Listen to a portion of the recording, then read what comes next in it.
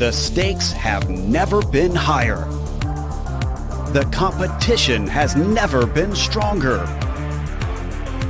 35 drivers, 20 rounds.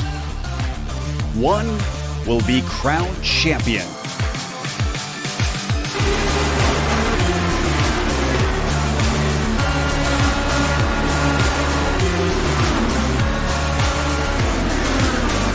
Competition, commitment, excitement.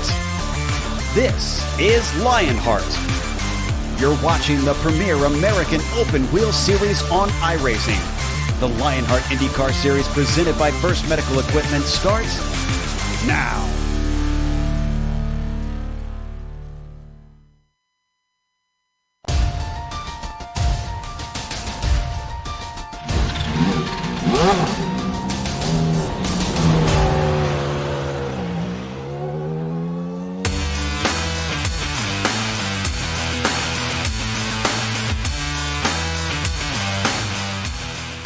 We're all gamers, and HyperX is always ready to game. Competition, commitment, excitement. This is Lionheart. Under the star-chalked sky, the blankets and the lawn furniture decorate Rattlesnake Hill, a fan-favorite vantage point overlooking tonight's racing venue. From ISM Raceway, more commonly known as Phoenix Raceway, it's time for the Global Sim Racing Channel's Round 3 coverage of the Lionheart IndyCar Series Season 8 Championship, presented by First Medical Equipment.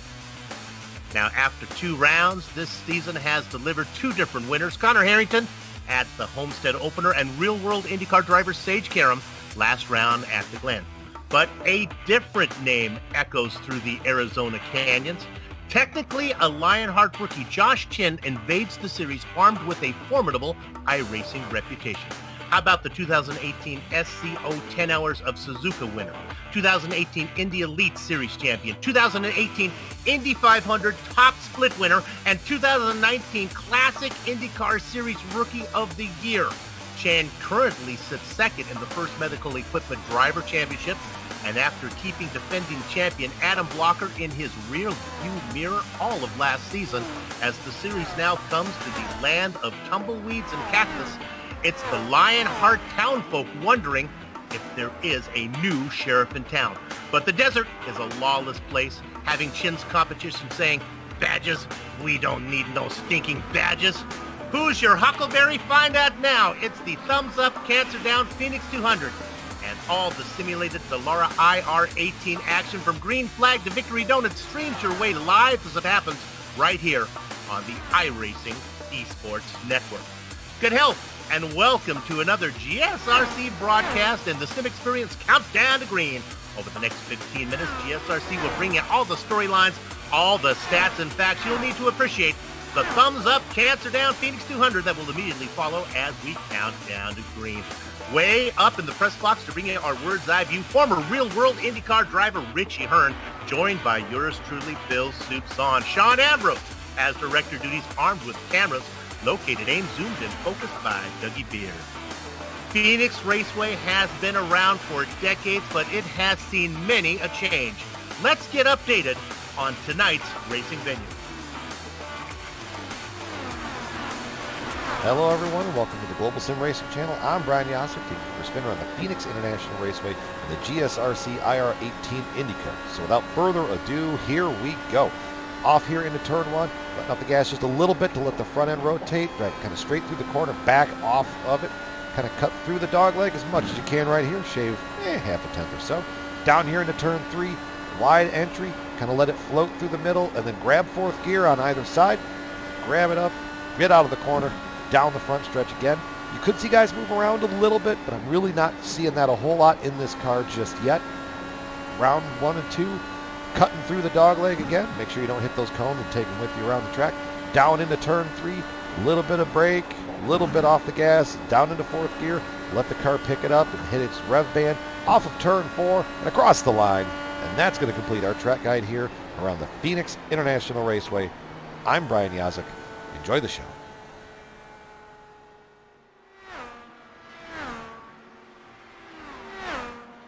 For full gastro immersion, GSRC's cafeteria chef Pierre recommends a green chili burrito washed down with a devil's ale from the Santan Brewing Company. And while I enjoy those local indigenous flavors, here's Richie Hearn.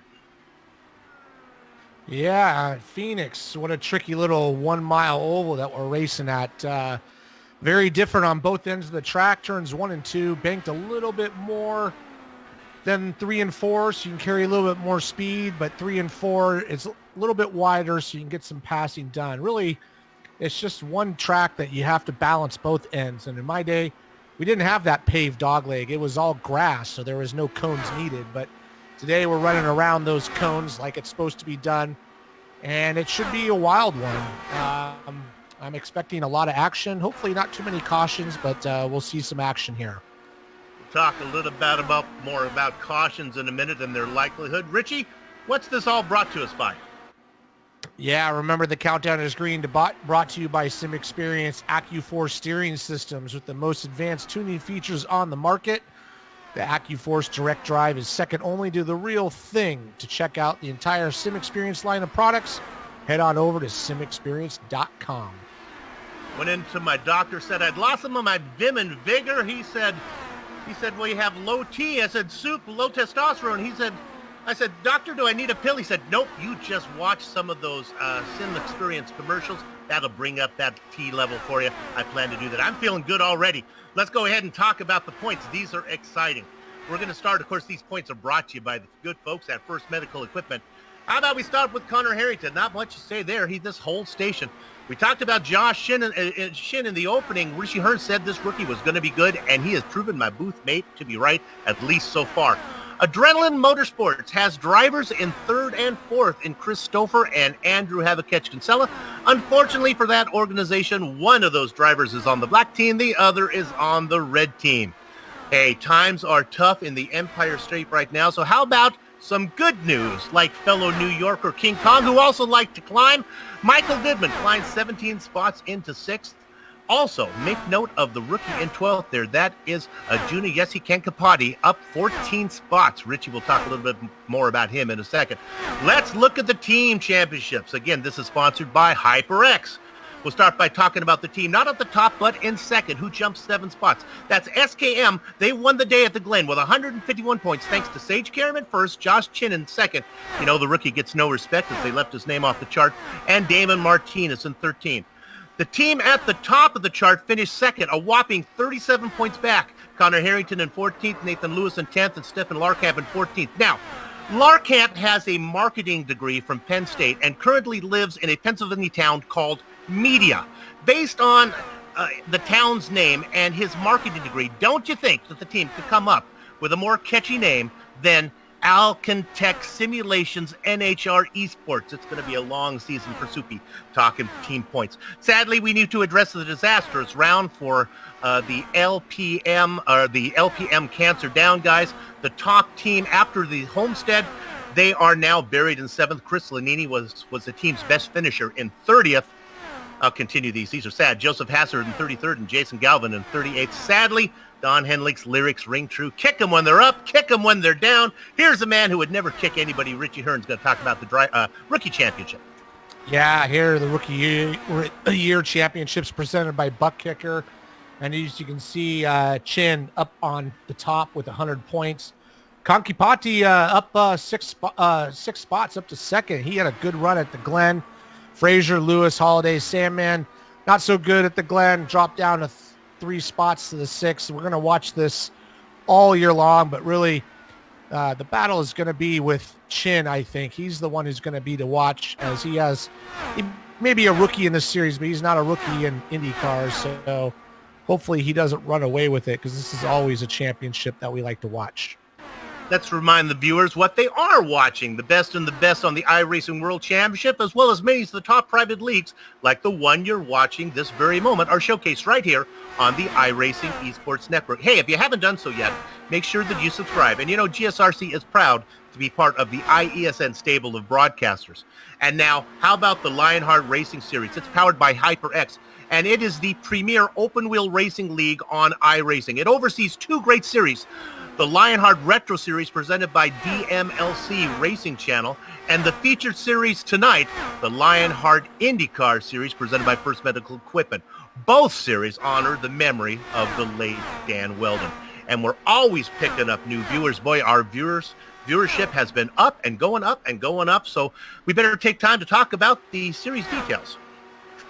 And these series details come to us thanks to Minus 273, the premier name in karting gloves. Their industry-leading gloves are super lightweight and durable, made of breathable poly spandex. I don't race without mine. Whether you're a kart or sim racer, Minus 273 gives you the control to reach victory lane. For more information on Minus 273's full line of gloves and apparel, visit www.minus273.biz. And don't forget to use the LHRS promo for 25% off your orders, and use LHRS on that discount. Here we are, season 8 of the Lionheart IndyCar series. We're round 3 of 20 this year with 3 drops available. We're using obviously the Dallara IR18. The setups are fixed, but they have been adjusted to make them a little more raceable. And this year we're working on cash and prizes totaling $10,721. Qualifying just getting started right now as we finish up all of our housekeeping, give a chance to go out and see some of the action on the track. Richie, I think this is a track where qualifying does matter. You really don't want to be way back in the back where you can get caught up in a lot of the incidents. No, absolutely. Qualifying is going to matter. And not only that, but if you look at the times there, 19 seconds around. So if you're starting in the 20th, 25th, 30th position, those leaders come around really quick, and there's no lucky dog here in IndyCar. So you get lapped down. It's really tough to get that back. Plus you get caught up in some of those wrecks. So this is one of the few places I think that, the winner's probably going to come from the top 10. This is our first look at the Dallara 18 with the new windscreen on it. Now, I think it looks kind of cool. I know, Richie, you're an old school driver, so it might be difficult. But man, if they got to do it, I think it looks cool. You know what? When they first came out with it, I didn't like it, but the way they've added the paint on the top, it doesn't look anything different, really. You really don't notice it too much. I did do a race last weekend, and then the 500 race, special race with it, and driving with it is not really that big of a deal, just a little bit of a glare, but I think the way it looks gives a little special touch with the way they painted it. So, you know what? It's not so bad. The post down the middle, not too annoying? You know what? If you're looking at that, you're cross-eyed. So you got to look right through it. I mean, it's there, but you just look through it. It's no different than I used to race with it when I had the in-car camera on my car. They had an antenna right in front of my eye, right there. You just ignore it and just look right through it. Kind of like one of those magic eye paintings, right? Where if you look at it wrong, you can see the Statue of Liberty, that kind of thing going on. Right? Yeah, if you're staring at it, you're looking at the wrong place. All right, Damon Martinez sits at the top of the order with the 19.4. We'll go ahead and tell you how fast these laps are. His time was a 19.4. Let's go down to 20th position. How about 19.6 for George Sandman? So it's not going to be it's going to be pretty tight racing. Yeah, I mean, the times are tight, but like I said, it's going to be tough out there to make your way up. I would like to point out that Andrew Kinsella actually qualified 8th. He's struggled to do some good qualifying, so he's going to have a good run tonight. Indeed, boy, he has really been off as far as qualifying goes. We've seen him having to work way too hard during the race. And boy, things are happening quick as Adam Blocker back for his second race. 2 in a row for him as he sits at the top of the chart now. Yeah, not very far away. 19.465 to 19.496 to David Martinez. The one person I'm looking for is where's Sage Karam. He's sitting 6th right now, so that's kind of surprising. And I don't see Josh Chin out there. Is he out there tonight? Oh yeah, wow, he's way back in 25th spot. So that's going to be tough. I'm gonna predict that the winner comes from the top 10. That's going to be my prediction for the race. Time is beginning to trickle in. 37 drivers have put in times. Larkamp betters his time a bit. Here's Jason Galvin, part of the the sponsor here that's sanctioning this race. We hope that he has a good one. Boy, he has had a rough time as well. He qualifies in 16th. That'll do it. So let's go to the starting grid right now. On the front row, it's going to be Adam Blocker inside of Damon Martinez. Richie? Yeah, Christopher's going to start third. Right next to him will be Brian Carey. Chris Lanini way up in fifth, and there's Sage Karam outside of him. Starting seventh will be Darren Ganji. Nice job for him. Connor Harrington starting eighth. Indeed, good to see Darren so high. Here's Andrew Kinsella in ninth position with Mike Rigney in 10th. Stephen Larkamp will start 11th and James Krahula in 12th. The vacant 7th spot goes to rookie Nathan Lewis with Justin Weaver outside. Starting 15th will be Tony Shawan and 16th will be Jason Galvin. In 17th, it's the always steady Tyler DeGraff. He is flanked by Joe Hassard. Starting 19th will be Ken Hacker, and right next to him, the watchman, Mark Cohn. After having a great race in New York, Michael Goodman sits in the blackjack position. The double duck spot goes to Ron Hacker. Starting 23rd will be Richard Holiday and George Sandman all the way back in 24th. In the quarter century mark, GSRC's own Samuel Ryman. He's going to be inside of Brian Beard, the pole sitter for the opening race at Homestead. Starting 27th will be Josh Chin, and 28th will be Dustin Wardlow. Dustin Wardlow, a former winner here at Phoenix, as is Brian Yazik in 29th position. Joe Branch sits in 30th. 31st is going to be Arjun Kakipati. Wow, he's way back there. It's going to be a tough run for him. 32nd will be Adam Frazier. Pair of rookies in that row, pair of veterans in the next row, George Anzaldo and Brandon Limkeman. Scotty Johnson starts 35th with Bart Workman in 36th. Jay Brandt and Scott Holmes brings up the final row there as we have 19 rows chock full of drivers, 38 drivers on the starting grid. Glad that you are with us today. We have 4 onboard cameras. Look at that. Look how pretty that is as we sit in the very back looking at all those cars on the grid. They're about to roll. Glad you're with us here on the Global Sim Racing Channel, coming your way on the iRacing Esports Network. Round number 3 of the Lionheart IndyCar Series, season number 8. Yeah, we're looking at Mark Cohn and the HyperX onboard camera. Whatever you play, however you play, HyperX knows we're all gamers. Use promo code LionHRT15 at hyperxgaming.com. Now, here's Sage Karam with a very special onboard camera, the Asher's Racing Channel. We'll talk a little bit more about this later. Always faster on race day. Follow 7-year-old Asher on his motorsports journey. Asher Racing Channel. We have another onboard camera. It's the second one for HyperX. This is Mike Rigney in the 01 machine.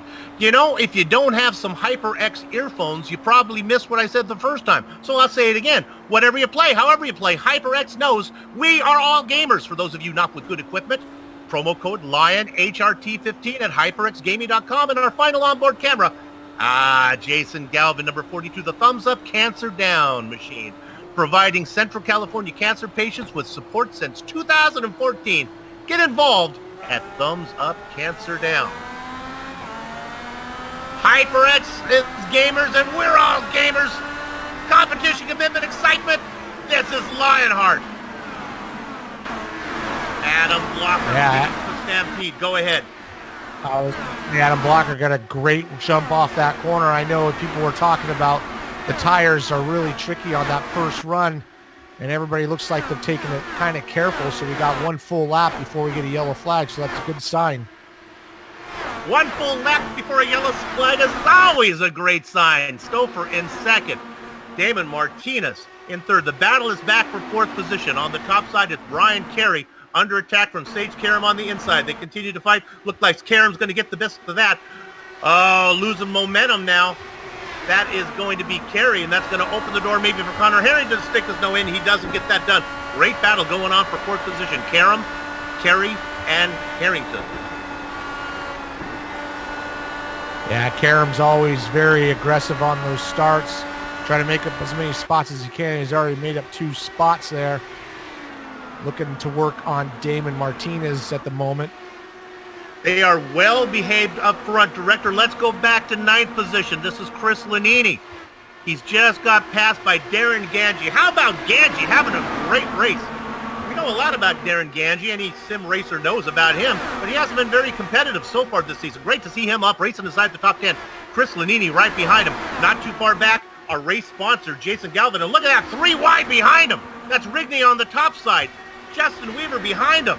The yellow car is James Krahula. Holy moly. Yeah, that's very risky going 3 wide through there. These guys are doing a good job, though. It's a lot of cars on the track, but nice job staying away from each other. Oh, look at that. We got some really close racing going into turn 1 and 2. Our director has found the spot. We sit back here looking at like 12th position. Krahula in the fluorescent. Oh, now going around is Weaver. And he gets collected. Big wreck. That is Tyler Graff involved in it. Big wreck coming off of 4 there. The Candyman, Dustin Wardlow, involved in it. Joe Hassard is caught up in it. I think it started with Weaver. We'll take a shot. At least this is the first one that I saw. Let's see if it is Justin Weaver that goes around first. Yeah, Weaver's going down low into turn 3 and 4. And it looks like he just loses it off at 4 and just slides right in front of the guys behind him. Weaver ends up into the pit lane on the pit boxes there.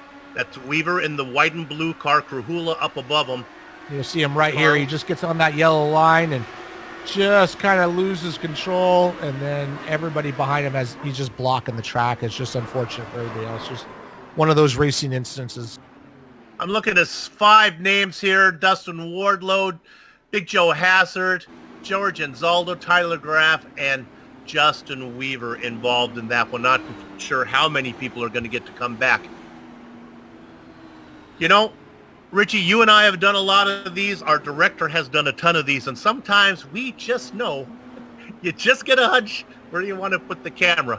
You got to use your spidey sense, and we caught that one live. Yeah, that was just one of those things. He was just trying to hold it low under James Krahula. Looked like he caught the yellow line there on the inside a little bit, and everybody's just saying these tires are a little tricky in the opening laps, and it's just kind of the way it goes. Well, let's take this opportunity to look at our race analysis now. Sponsored, I believe, if I know my sponsor, by Butt Kicker. Let's hope I get that one right, or I'll get yelled at. Hey, look at that big blue Butt Kicker logo up there. How far can we go? How far can we go? Well, 200 laps, that's our distance. That's a nice number. Now, it says the maximum is 55, so let me do that. 55, 55. It looks like a 3-stop race, but of course, I think we're going to see a lot of yellows before now and then. Yeah, I got my math all wrong on the Watkins Glen race, so I'm not going to calculate anything right now. Talk about yellow flags. The fewest yellow flags we've ever had here is 7. The most we've ever had, that's happened twice, is 11.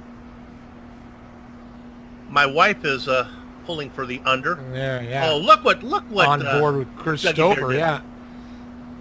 Yeah, you can see those eyes focused straight ahead there. Boy. And you can see the aero screen. It's like you're sitting in a cockpit of almost like a prototype car. But when you're driving it, you really don't notice it too much. It's got some good-looking eyes there. Can we go on board with Sage Karam, car number 2? Let's take a look at the onboard camera from him, and we'll talk a little bit about one of our sponsors today. As we bring that up, and I believe, the director says, don't wait on me as I look for my plug here, director. I believe Sage is driving in the onboard camera car that is the Asher Racing Channel. I want to get this right, so I don't want to blow it here. So let me scroll down. I actually should have had this ready before I started to talk about it, but I want to take this opportunity to talk about a really fun thing. Asher's Racing Channel. You can find it at Asher Racing Channel. I think that's on Facebook. Now, let me tell you what's going on. Asher is a 7-year-old that's into broadcasting, and he had an interview with Sage Karam, and him and his Brandon are doing that. So check out what's going on there on his channel.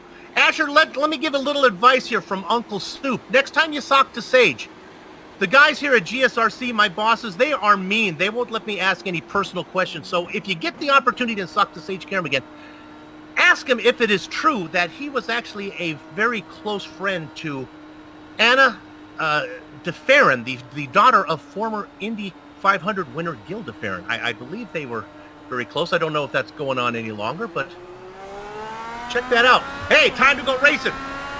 Gather up the chickens, take cover on the cows. The horses are out of the barn. Adam Blocker leading the stampede down into the first corner. He's been out in front all race long in that Dodger Blue Machine.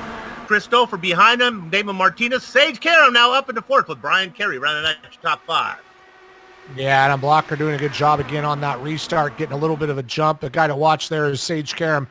This is where he excels, where he can make up the most spots right on the rear cone of the rear tail of Damon Martinez. Christopher doing a good job as well. Riding on board with Damon right now, looking back at Sage Karam. And we go back a little bit. We got a little battle between Brian Carey and Connor Harrington. Brian Carey going down to the inside for that 5th position. You can see trying to take that 5th position. Hey, see him on camera, too wide back there as they continue to battle. They get that sorted out. That kind of caused him. He tried to make that pass and couldn't get it done, and that allowed Andrew Kinsella to go around the outside in 3 and 4. So let's move Andrew Kinsella up to 6th spot.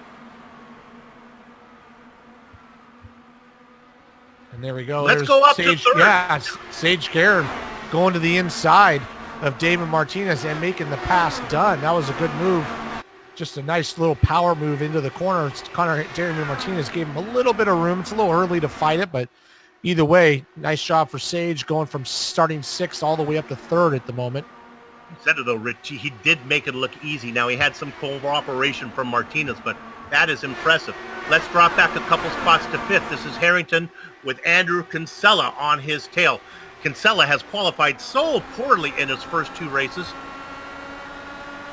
We ride on board with Kinsella, looking up at Harrington, your points leader.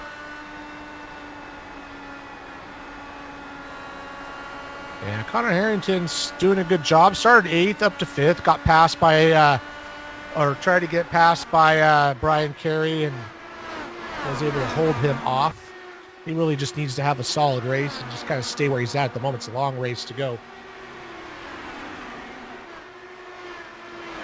Drivers are working the lap 18 of 20.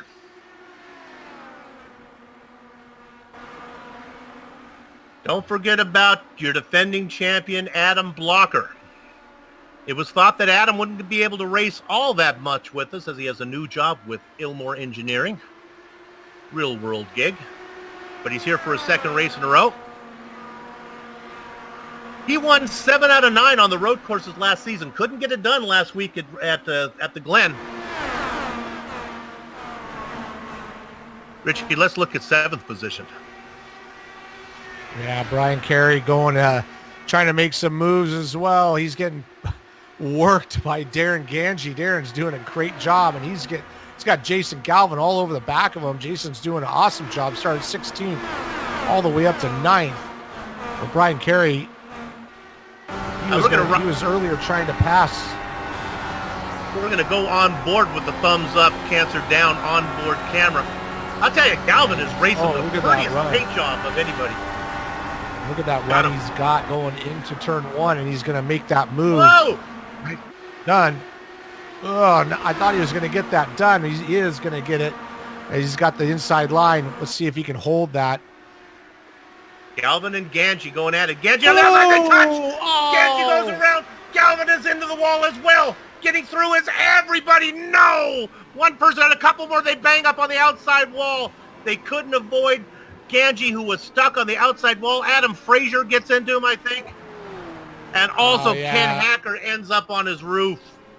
Yeah, unfortunately, I'm watching Jason Galvin. He went to 3, and he just washed up and clipped the rear of Darren Ganji, and then it all just kind of broke apart at that point.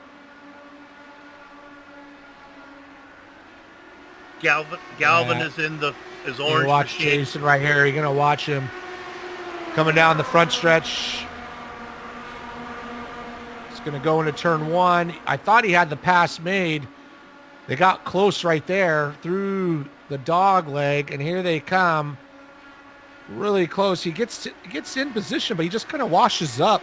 You're going to see it as he washes up and just kind of clips the rear of Darren Ganji. That's unfortunately for Darren. Darren was having a great race. Can we see it one more time, Director? Oh, maybe not. Nope. Okay. What happened there was Ganji then got stuck in the outside wall, and they started to pound into him on that one. That's a tough break for Darren Ganji. Was having a great run. And Kinsella's bad season continues. Galvin's bad season continues. Race after race as you see the blue car of Adam Blocker leading the field down into pit lane for the first time. We'll see how they come out here. How far did we go that time? Well, we got to lap number 25.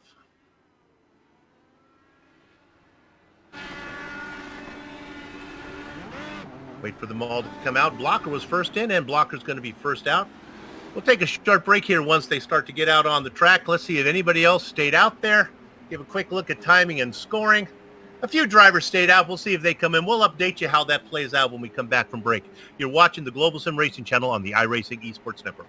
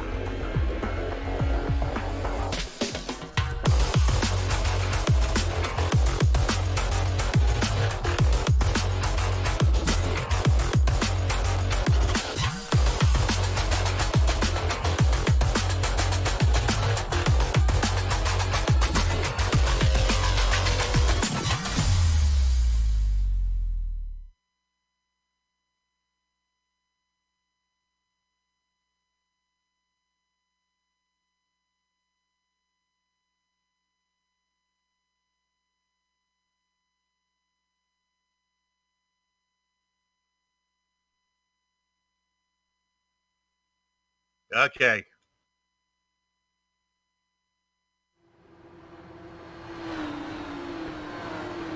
We're back, okay? We are back. You heard the okay. Let's go racing. It's the Global Sim Racing Channel on the iRacing Esports Network. We're watching the Thumbs Up, Cancer Down Phoenix 200. Our leader is James Krahula. Why is James Krahula the leader, you may ask? Well, he stayed out. He did not come in. Everybody else and his brother did come in for a pit stop. In second, it's Michael Goodman.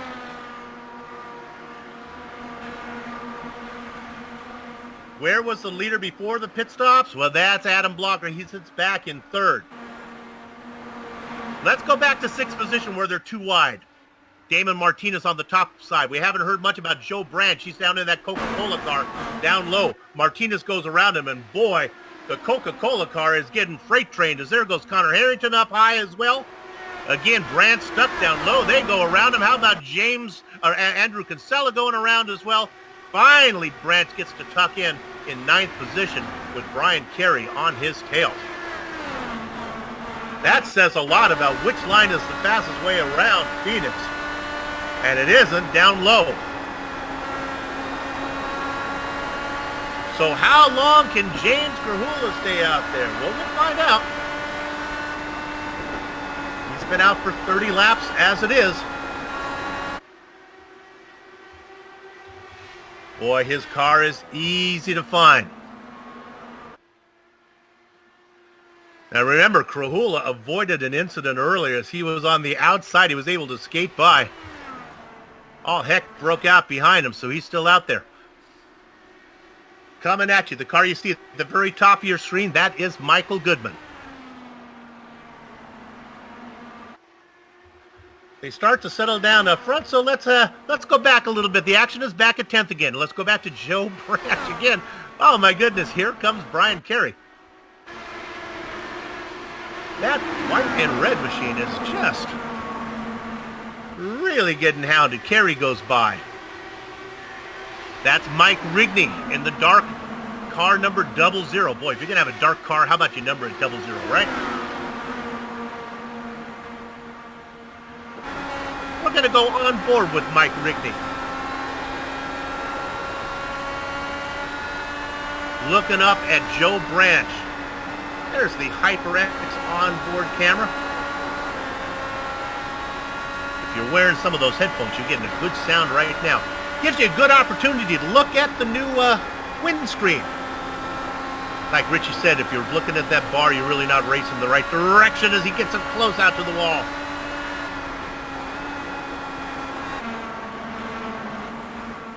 Good job as the drivers work. Now lap number 36.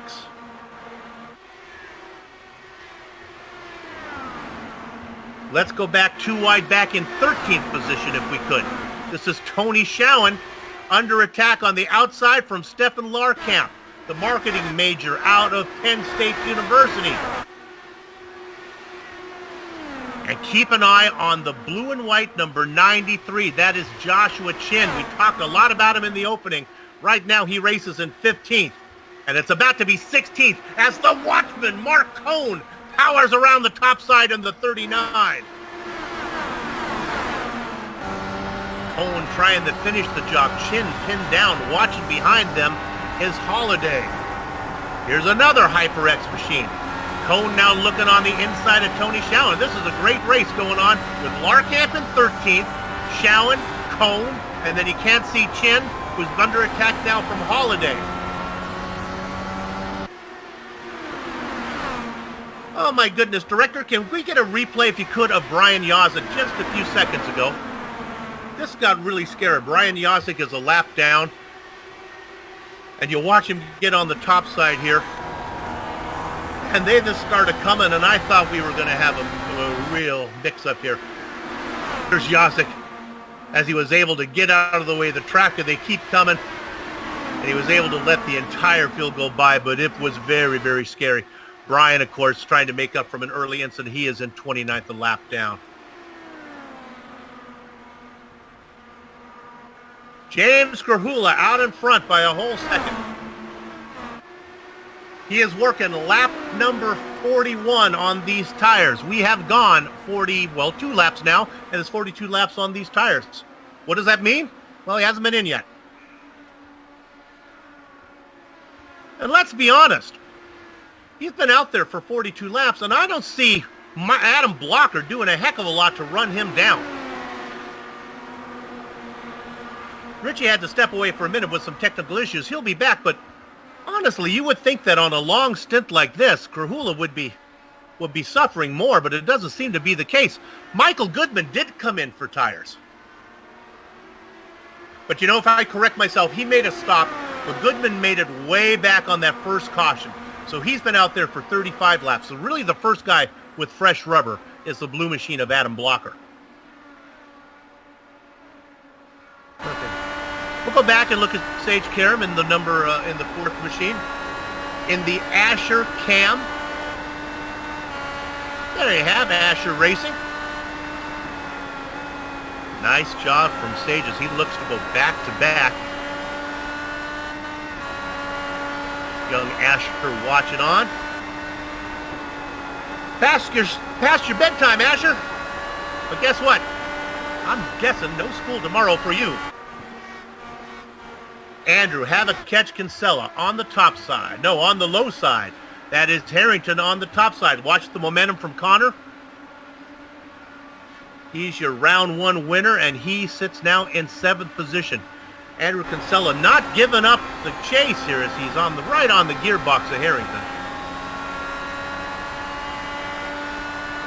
Kinsella finally with a good qualifying run. Started in 9th, up a spot.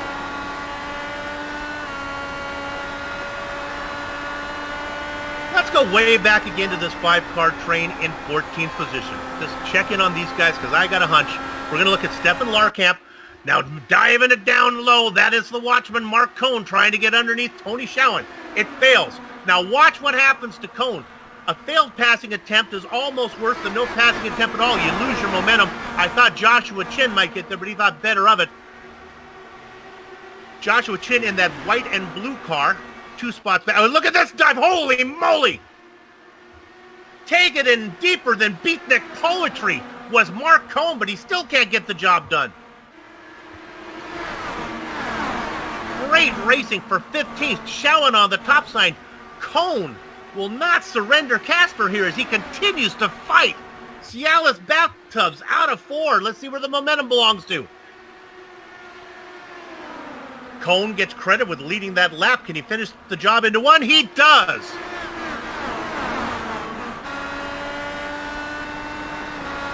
Mark Cohn, 15th position. The watchman now has the chaos behind him in that HyperX onboard camera machine looking at Stefan Larkamp.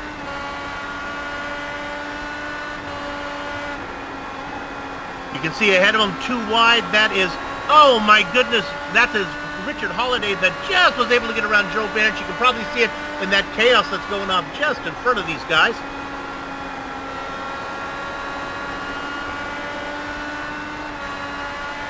That starts to... Look at this. Now it settles down into single file, but it is really hot up here. Yeah, these guys racing really hard back there, trying to get every position they can get. You can see he's going to go right down to the low line in turns 3 and 4. As the tires wear off, that high line becomes the preferred line because you can carry that momentum early on. It's the low line, but you can see it's so hard to pass. He's going to try once again into 1 and 2. Can't quite get it done, and he's going to have to fall back in line. That is Chris Lanini working on the carbonated beverage machine there of Joe Branch. The racing is hot back here. Yeah, they are racing hard. You can see back there in the blue car was going a little bit wide, but Joe Branch doing a good job holding these guys up, doing everything he can. He has a little bit of a gap to Richard Holiday in 11th, but Joe Branch is making his car as wide as possible. He's able to take that preferred line, which is the higher line as these tires wear off. Although, as I stated, he jumps to the low line in turns 1 and 2, but you can see how tough it is to make that pass. You really have to be strategic about it. Riding on board with Hassard. Oh, it's Joe Branch, sorry, wrong Joe. Richie, I wanted to talk to you a little bit of what James Grahula's been able to do. He did not come in for tires, but look what he has done. He's been able to keep the distance. In fact, now Michael Goodman also didn't come in that stop, but he came in on the first stop, so he's got old rubber as well. But Adam Blocker, who did come in, he's been able to do nothing. Could it be the case that, I guess it's a case of clean air beating new tires? Clean air wins all along, and even if you have new tires, that dirty air really, you struggle, as you can see what Adam Blocker's dealing with. But in the long run, you're going to want those new tires because eventually there's going to be a cliff where those tires are going to fall off, and you're just going to be struggling. Right now, Michael Goodman and James Grahula both have clean air, but Adam Blockers was able to get right up to the back of Michael Goodman, and eventually he's going to get by him. Sage Karam also back there, going underneath that lap car there, and we'll see how it pans out. It's an interesting strategy, that's for sure. Well, I'll tell you what Grahula was thinking. He knows the reputation of Phoenix, and he says there's no way that we're going to get another 25 to 30 lap green flag run. I'm going to stay out here, and everyone's going to have to come in. Unfortunately, it didn't go that way for Grahula, as I think he's going to have to pit under green, which means he's going to go a lap down. And Richie, that means he's really got to hope that the yellow doesn't come out. He hopes that everyone else has to eventually make a green flag stop as well.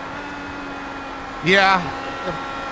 The problem that he's going to have is when he's in clear air right now, but he's going to come up on these lap cars, and then he's going to really struggle to get around them, and that's where he's going to pay the price mostly. We'll see how it is. Oh, he's coming into pits right now.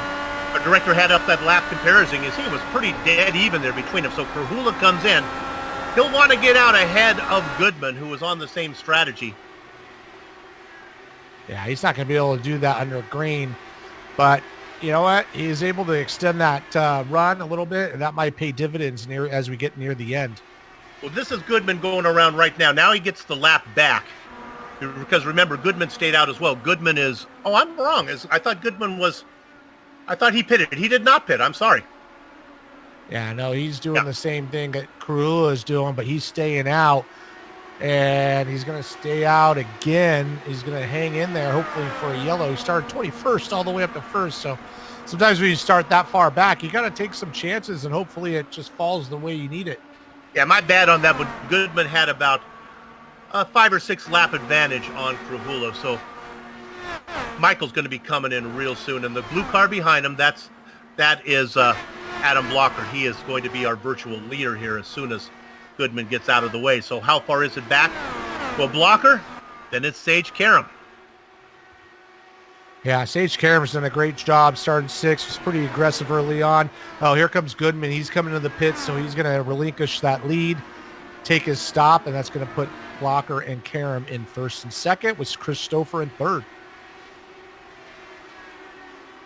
So as he comes in, let me then just go ahead and finish my point that I wanted to make the first time. Goodman will want to get out before James Krahula comes around. Krahula going across the start-finish line right now. So let's go ahead, Director, quickly pick up car number in 26th position, car number 4, James Krahula. He is on fresh rubber. He's working his way underneath Scotty Johnson. And what we're interested in here is see if he can get out before Goodman does. Yeah, well, I hear banging. Yeah. Are we have a yellow. Connor flag. Harrington. We have a yellow flag. I think it starts with Connor Harrington.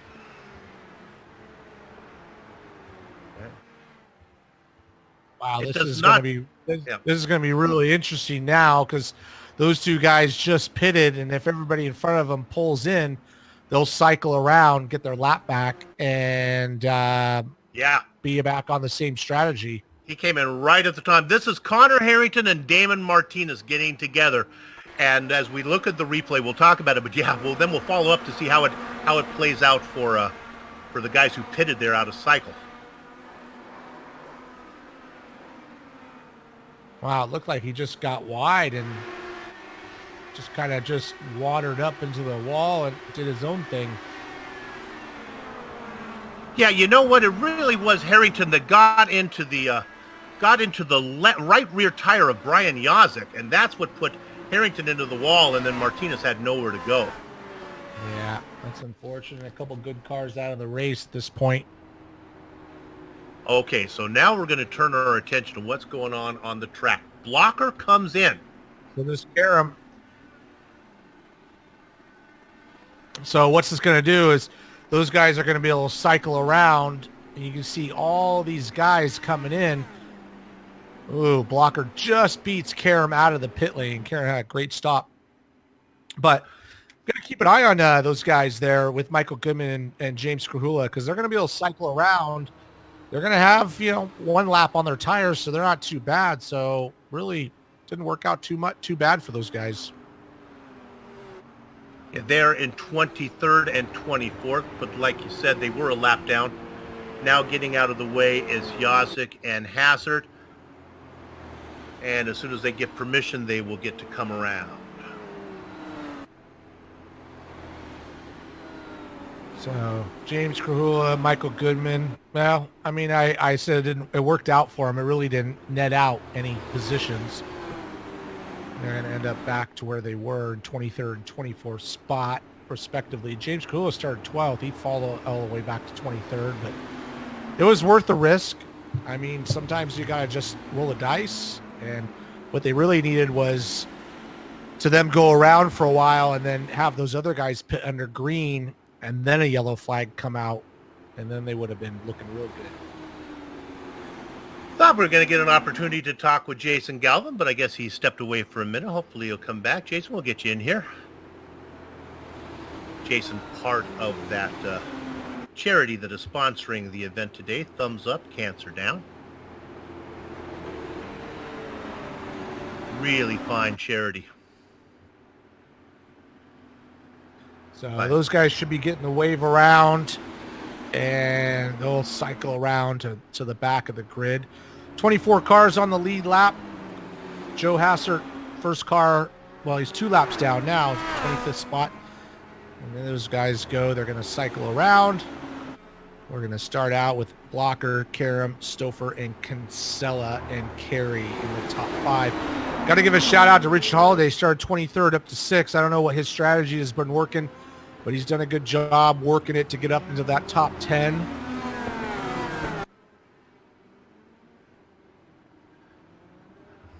Okay. Working here now as we are working lap number 71.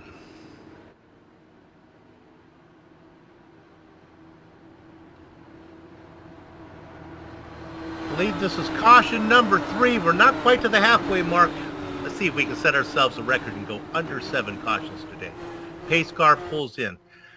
He's been the cream of the crop the whole race. I'm talking about Adam Blocker. He reads the field across the line, working lap number 72. Yeah, he gets a good start. Sage Karam does a good job staying with him. But yeah, Andrew Kinsella all over the back of Christopher. It looks like Andrew Kinsella is going to go to the inside in the dog leg, try to take that spurt third spot, and they got fresh tires, so he's going to be able to hold that inside line, see if he'll hold it. But man, Christopher is able to stay on the outside. That outside lane in 3 and 4 really seems to be where you want to be.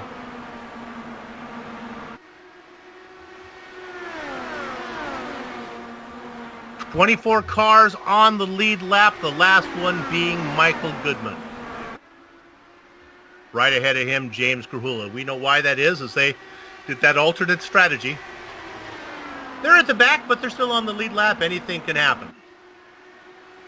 Yeah, anything can happen. They have fresh tires, and they were doing a good job running up front, so they definitely have the speed to hold it up there. It's just a matter of making those moves.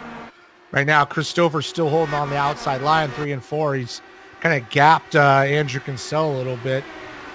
Andrew Kinsella had his moment, but he had a Blocker doing a good job, gapping out Sage Karam by about 0.3 of a second as they head into turn 3. As we ride on board with the leader looking back. Now, as they come on the straight, you can look back and see where the mess is back there. Sometimes you just can't get out of trouble. Joe Branch in 10th position. We get a chance, Director. I hate to jump you around so much, but this poor guy, the entire race, car number 28 now in 11th spot. He's in a battle with Joshua Chin. He has been in a pinata full of bees for 76 laps. Things settle down for him now. Well, that's what happens when you start 30th. You're going to be in a pinata full of bees the whole time. Josh Chin getting around him. Josh doing a good job starting 27th to 10th. But Joe Branch has done a good job holding his own. I mean, he's had a lot of challenges for the spot. Ooh, Josh Chin going way high in 3 and 4. Ooh, caution out. Looks like a solo spin from Brian Beard. Just lost it. Put the nose down onto the inside wall. And as we take a look at this, give us an opportunity here under yellow. We can bring in our points leader, Connor Harrington, for a quick talk here. So we'll look at this one. Yeah, Brian Beard just going down. Just getting on the gas a little too hard out of 2 and just wasn't able to recover, nose it into the inside wall. And fortunately, he'll be able to get back out, though. He's not going to lose really a lap or anything. You just go in, take some tires, fix the nose cone, get back out there. Let's talk to our points leader right now who had a short night. Connor Harrington, just not enough track for you to get out of the way.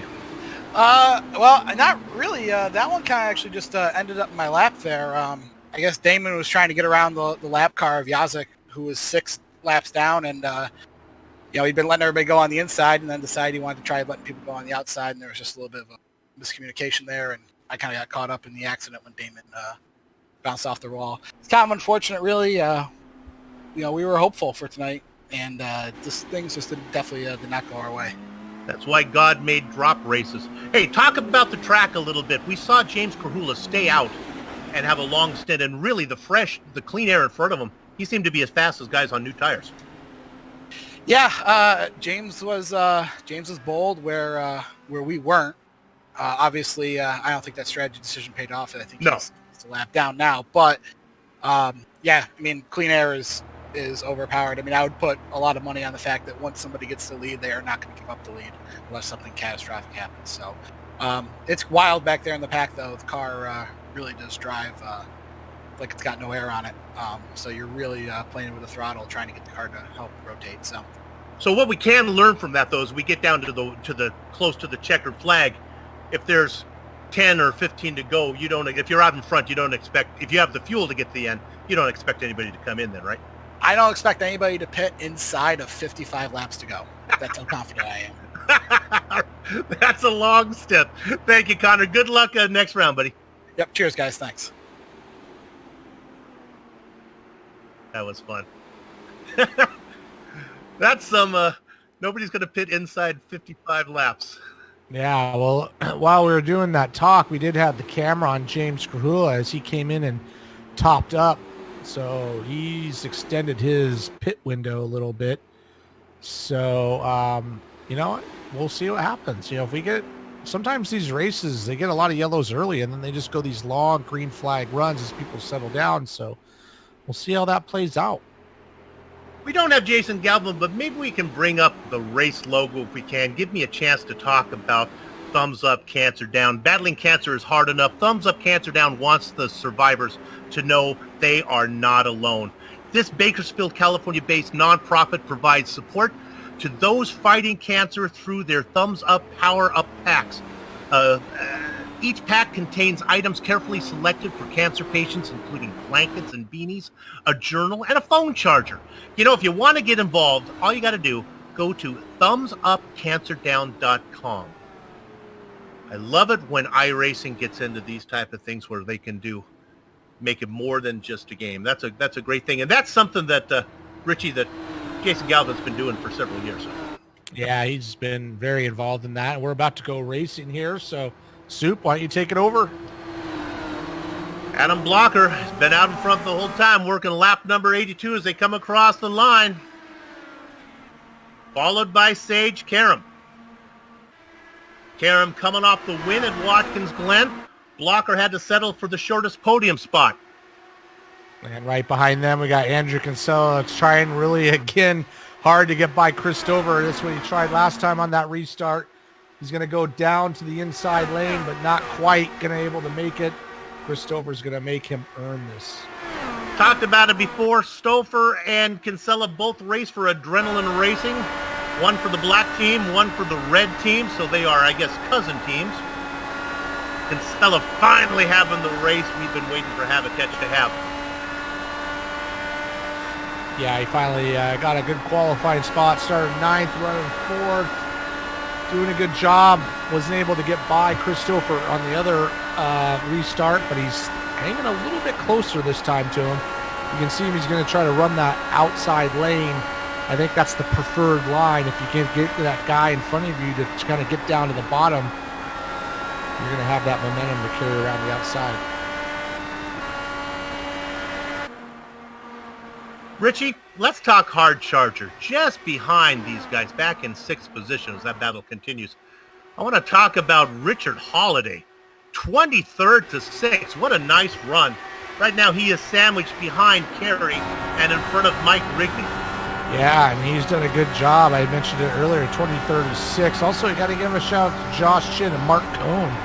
27th to 8th, 20th. Oh, caution's out. Caution's out. I believe it is Scotty Johnson who got a little bit loose right in front of Michael Goodman. Probably the best view would be on board of Goodman on this one, as he's the one who got into Johnson. Johnson got loose. I don't know if Scotty got loose on his own or if he had a little help. Yeah, I think the car just gets loose, and then as we look at our leader there, Adam Blocker, if we can. Okay.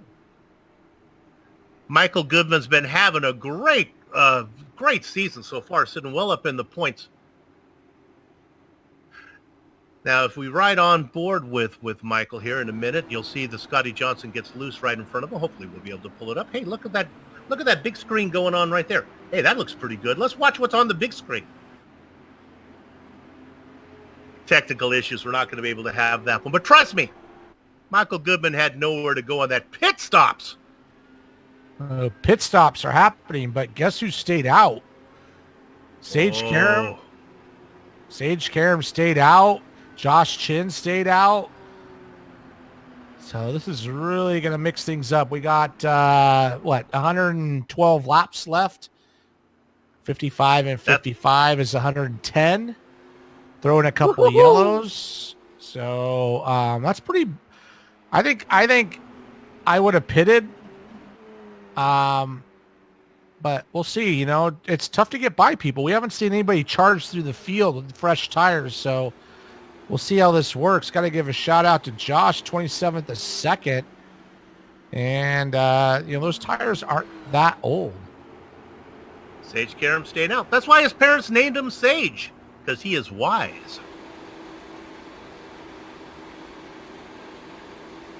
There's Joshua Chin. Sitting in second, started 27th. And look who's right behind him, Joe Branch. And if you go back a couple more spots, James Krahula, who short pitted on the last yellow, just came in. I saw him come in. We showed it on the screen there and he came in and took some fuel. So he's extended his pit stop. He actually has more fuel than the guys in front of him. And he's right in front of our previous leader, Adam Blocker, but we've seen how good he has run on used tires. So this is definitely going to mix up everything as we get near the end. Indeed. To explain this, we'll talk about it there in a minute. Let's go ahead and bring Jason Galvin on in here, who had a short night. Jason? It's like a trend here. That was rough, huh? Yeah, I don't know. We were driving through the field. It felt really good. You know, it raced real good. And we were close in qualifying, but close in this league doesn't count. And I don't know. You know, I've not run around Darren Ganji much, and so I feel bad. I apologize to him. You know, I guess I just kind of figured that he was going to end up more up the track, and I think that he got a good run off, and I was there, and off we went. So I don't know how that shakes out, if that's on me or a racing deal. I don't think it's hard to blame him. You know, he's just running his line. So, you know, tough deal for sure. I just feel bad. We wrecked a whole bunch of cars, and I really wasn't even trying to be in a hurry. We had a really good race car. I was good, just kind of cruising through. I just had such a good run on him. I saw you guys were watching it there. He got kind of held up, and I had such a good run, and I thought, well, we'll take the next spot, and it just kind of didn't work out. Can you stick around for a minute? We'll call this. Yeah, we'll go back to green here, and then we'll get you in. Maybe talk a little bit more about your charity that you've been with for a long time. What I want to do is talk about what's going on up front, though. There are 5 cars. Karam and Chin have stayed out from the very yellow that was 2 back. They've been out there for 20 laps. Then you heard Richie talk about the guys who topped off, Branch, Showen, and Krahula. They have 10 laps fewer. Time to go racing. Sage Karam now out in front. I think he's in good position here if he can go green from here on out, but that's a tall order. Yeah, I mean, it's a tall order to make it last that long. I mean, I don't think we're going to go 110 laps without a yellow, but it definitely opens up the window for those guys behind. He's going to do just fine out front. Josh is going to do just fine, but we'll see how it gets, 20 or 30 laps if we can get that far into this, right? We've got to keep an eye on Adam Blocker. He's working hard on James Krahula. But we've seen earlier, it is tough to pass out there, whether you have used tires or new tires. Right on the gearbox of Krahula. Oh, there he goes, and he's going to go around the outside. James Krahula made a mistake, gave him the outside lap. As Sage Karam just sets the fastest lap of the race. You can see up front, right in front of Adam Blocker, that's Joe Branch and Tony Showen racing it out. Here comes Andrew Kinsella working on James Krahula. But James Krahula, you got to stay up top. You can't pass on the bottom. Stay up top, man. We got a big gaggle of cars here. This is looking bad. Yeah, Shallen is down low. He's going to get freight trained, and hopefully he can keep it down there. Will he tuck up in front of the citrus-flavored car of Krahula? He tries to slow Krahula down. Krahula with momentum. My goodness, it is tight racing. That's Kinsella in there as well. Christopher back there in the mix. Krahula starting to go to the outside. That'll work if Shallen can keep the car down low. Jason Galvin can kind of attest to that. Sometimes gets a little scary too wide. Oh, we got Andrew Kinsella. I was watching. He got a little loose off of 2. And I don't know who that was that going around him, but they got connected in the dog leg. If we can go back to Andrew Kinsella, we might be able to see a shot of this. And then an onboard, if we could, a second look from Bart Workman, if our replay machine is working. Poor Bart Workman had nowhere to go. Here we go, as we're going to see the replay coming up right now. There we go.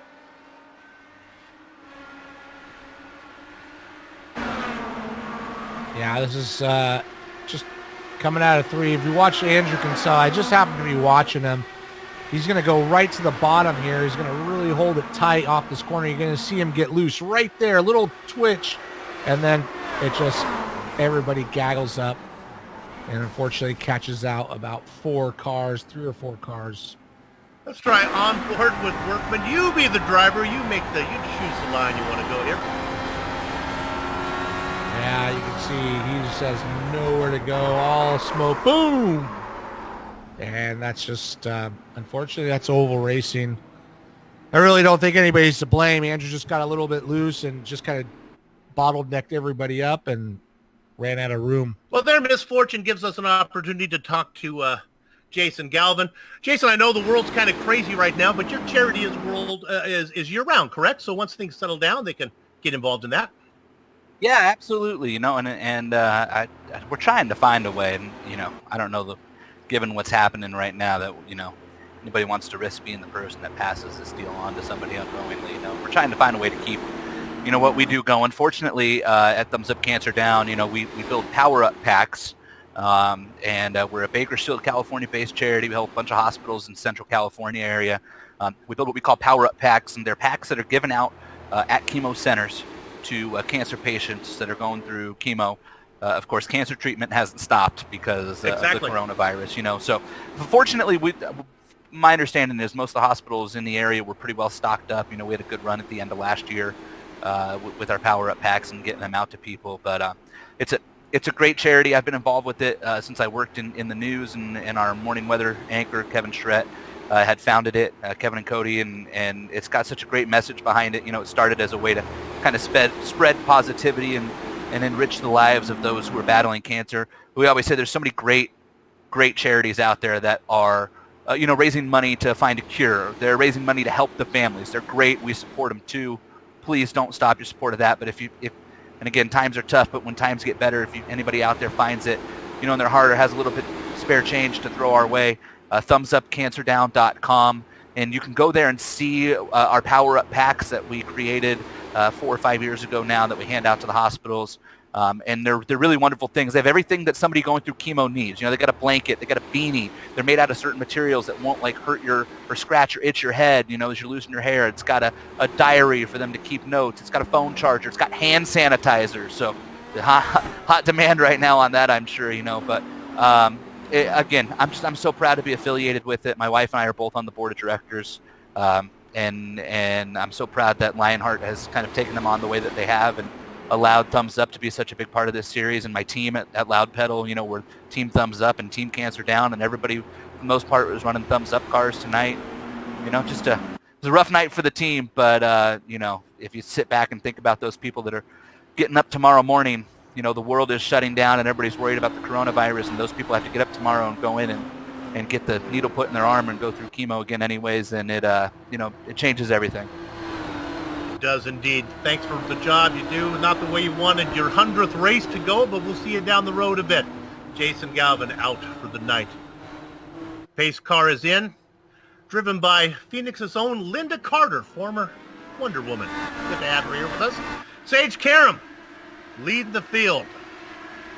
Yeah, interesting to see that him and Josh and Those guys that didn't pit earlier stayed out as well, so they're looking to go to the distance. I think they're feeling good on those tires that it's going to be hard to pass.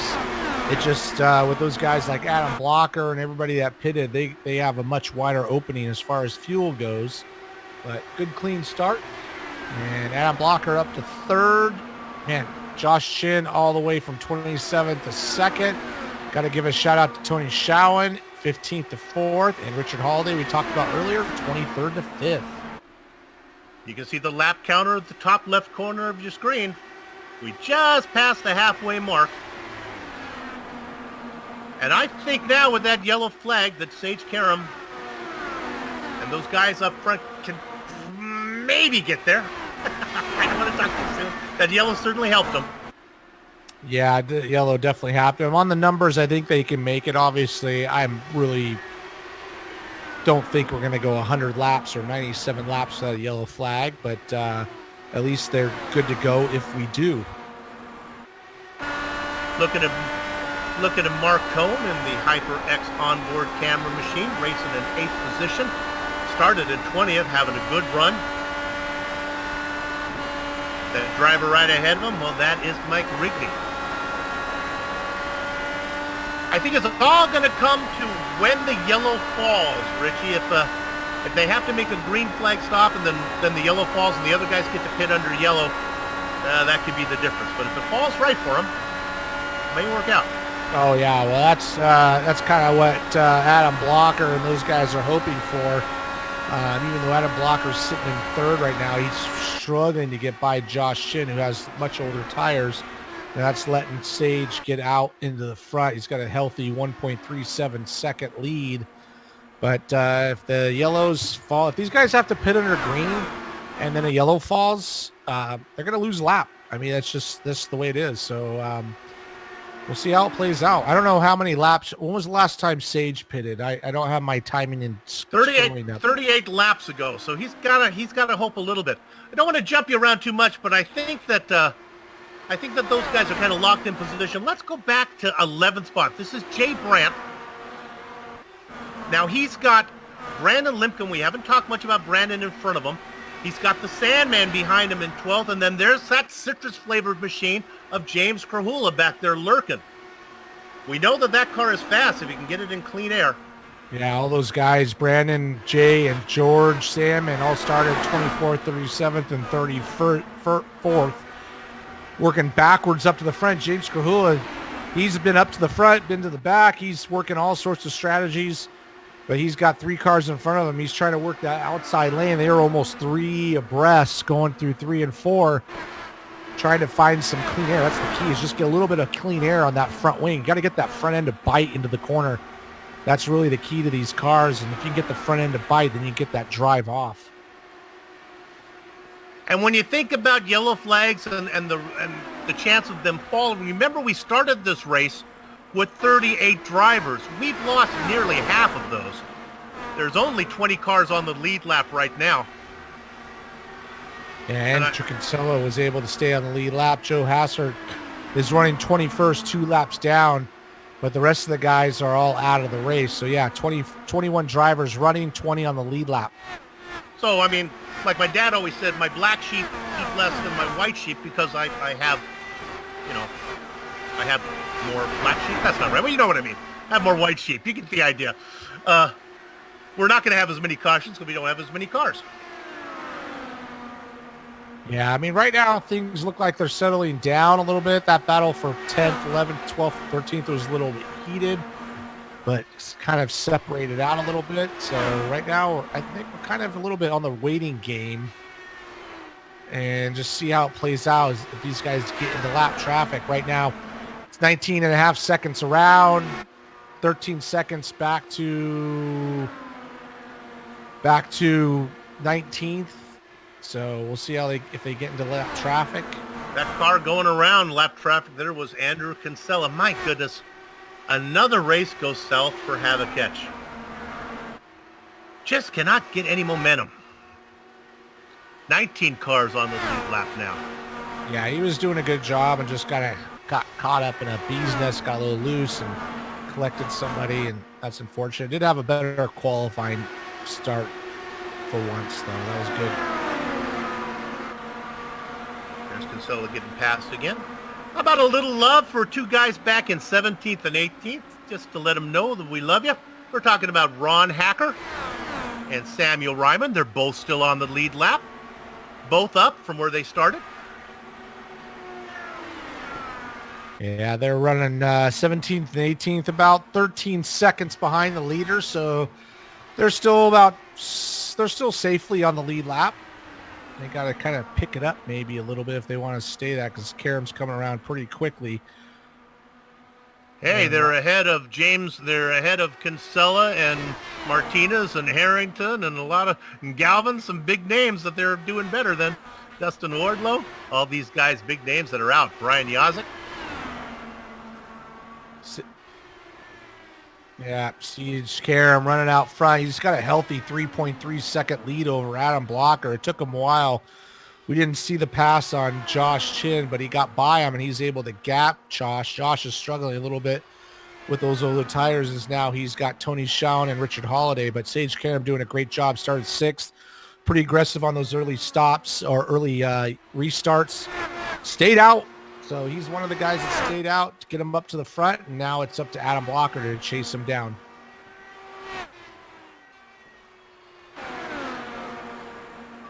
And we look there at Blocker, up by a second. On Chin. How about Josh Chin? Boy, started way back there. Took his time. Managed to get up to 3rd. Yeah, he did a good job early on and played the strategies on the same strategy as Sage Karam, stayed out. So he's they got some pit stops coming up in their future. What is the lap count for Sage Karam right now? Sage is on 52, but a lot of those were under caution. So maybe 8 more laps, I would think. Yeah, let's say. Boy, that's going to put him short. Yeah. Is going to put him short. So, and if he pits under green, he's going to lose a lap, and if a yellow comes out, then it's going to, but, you know, sometimes you got to take that risk. We'll see how it goes. With the thinner field, only 21 cars running, sorry. You know, we have a good chance of maybe not having a yellow till we get right near the end.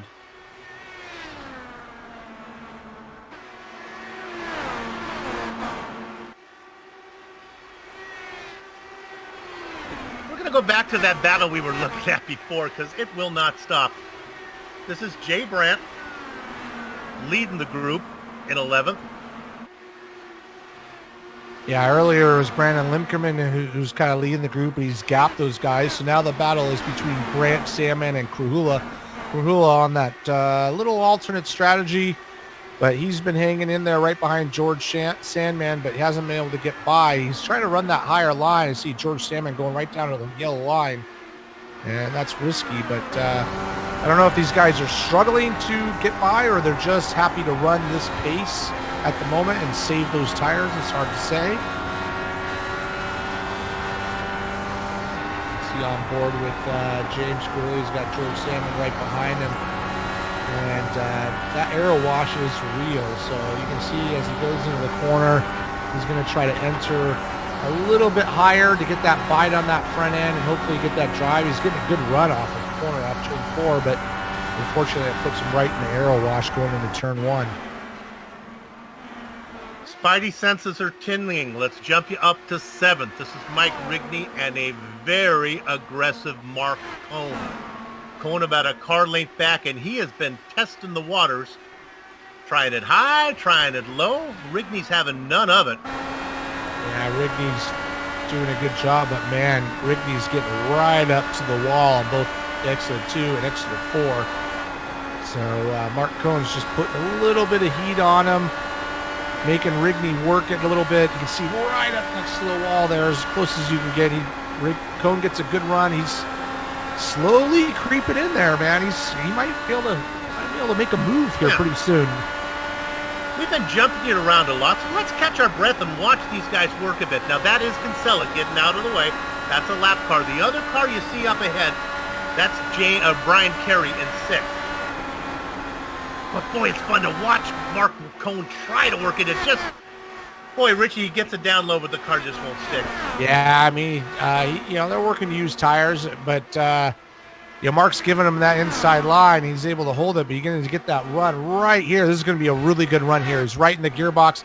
He might be able to make a move right here. He's going to drive down onto the brakes and kind of backs off a little bit.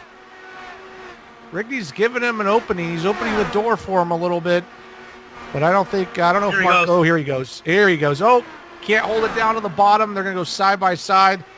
You can see how much it's like a chess match. It takes 3 or 4 laps to get by somebody sometimes. I think this is costing them time as Larkamp lurking back there. Finally, Cone gets it done. Now let's see if he can drive away. Meanwhile, our leader, did he finally come in? I think he did. Karam is in. Yeah, Karam is in, and he's going to lose a lap. We'll see if Josh Chin comes in as well. He's going to stay out. He's kind of on the same strategy. But what Sage doesn't need is a yellow in the next few laps. Because if he does that, because he's going to lose a lap here, but he knows Adam Blocker's got to pit. But unfortunately, Sage is, I don't think he's going to be able to make it. Nope. He's going to have to pit one more time. How many laps has it been since Adam Blocker? It's been 45. Yep. Let's say he goes 10 more, 15 more laps. What does that put us at 43? He might be able to make it on one more stop. Yeah, I think Blocker is good to go. Boy, Sage is in there a long time. Maybe his little speeding penalty they're making him serve. This is even longer than a speeding penalty. This is something has happened to Sage. Well, that puts the lead back to Adam Blocker.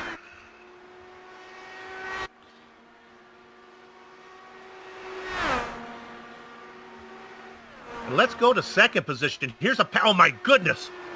Oh, it was Richard Holiday got into the gearbox of Tony Shaw, and I thought they were going to make contacts. We'll take a look at this one. This one took Soup's breath away. Coming up right now. The pass was failed. Now watch this. This is the corner where it comes in. We're going to drive up on him. Right here. Oh. Yeah, it looked like he was going to maybe go outside, and then at the last minute didn't have the spot. Sage Karaman's finally back out there, but he's lost 3 laps. So I don't know what happened. I kind of watched his pit speed. I don't think he was speeding. So I don't know what happened, but maybe I'm wrong. But he was definitely in there for a long time. It was a long stop. Chin has made a stop, so this is going to get kind of messy here for a little bit till this gets sorted out. Showen pits from second.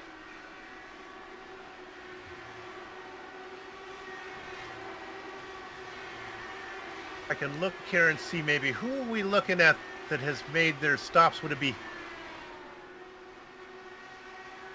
down here? Let's look at Joshua. If we can pick up Joshua Chin, we're looking at Kerry and Cone right now. Joshua Chin's the leader of all the cars who've pitted. That battle's nice. Now, we want to see if Showen can get out in front of him. Showen is just rolling now. This will be for the leader of all the cars who've pitted.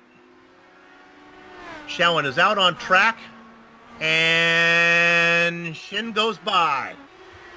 Yeah, Chin had the basically the momentum. So they're going to end up basically where they were. The real key is, though, can they make it? Can they? I don't think they can make it. Well, I know they can, actually. So they're going to have to stop again. So if we don't get a yellow, they're screwed. Adam Blocker, Brian Carey, those guys should be coming in pretty soon. So top 4 guys, top 5 guys, Sandman all the way up to 5th spot. Up to 8th spot.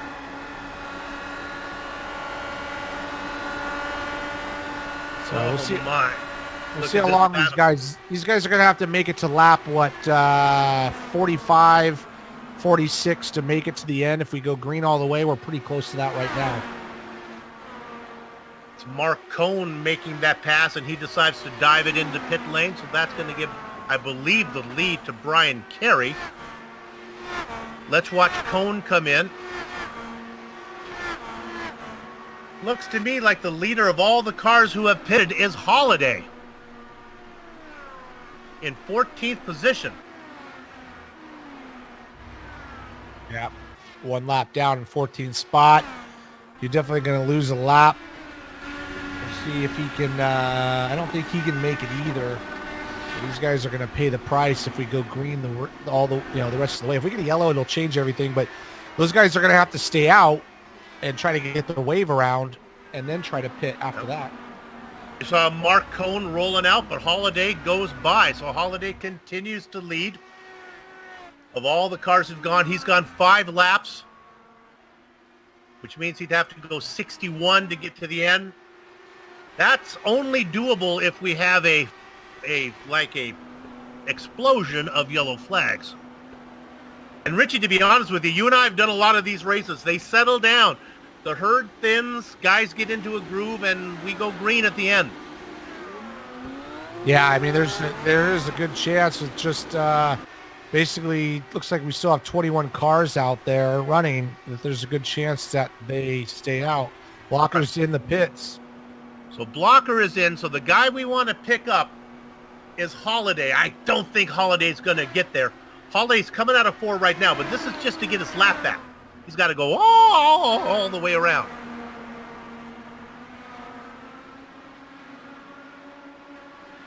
Yeah, it's going to be close. Adam Blocker's pulling into his box right now. Holiday, he might get it done, actually. He's coming through 3 and 4. He's going to have the momentum. He might be able to stay on the lead lap. Adam Blocker's rolling at the minute, but he's got to get up to speed. It's a little bit tricky getting up to speed on this narrow pit lane. And there he goes. He's going to get that lap back. So if we get a yellow now, that'll put Richard Holiday back on the, basically the wave around. You can see Adam Blocker's got Josh Chin right behind him. Josh Chin's got to get that lap back, but he is not going to get it at the moment. As you're right on board with Josh. He's got Adam Blocker right in front of him. I believe that is for position. Nope, you're Blocker and Chin is for position. Yeah, Chin was in second and Adam Blocker was in third. Oh, no, sorry, the other way around. So they basically come out how they were. Who really got messed up was Sage Karam. Whatever happened in his pit stop, he's 2 laps down now, but they're basically coming out as they were. Adam Blocker first, Chin in second. But I don't think Chin can make it. So because he pitted quite a bit earlier. I don't think any of these guys can make it. They're all looking to come in one more time.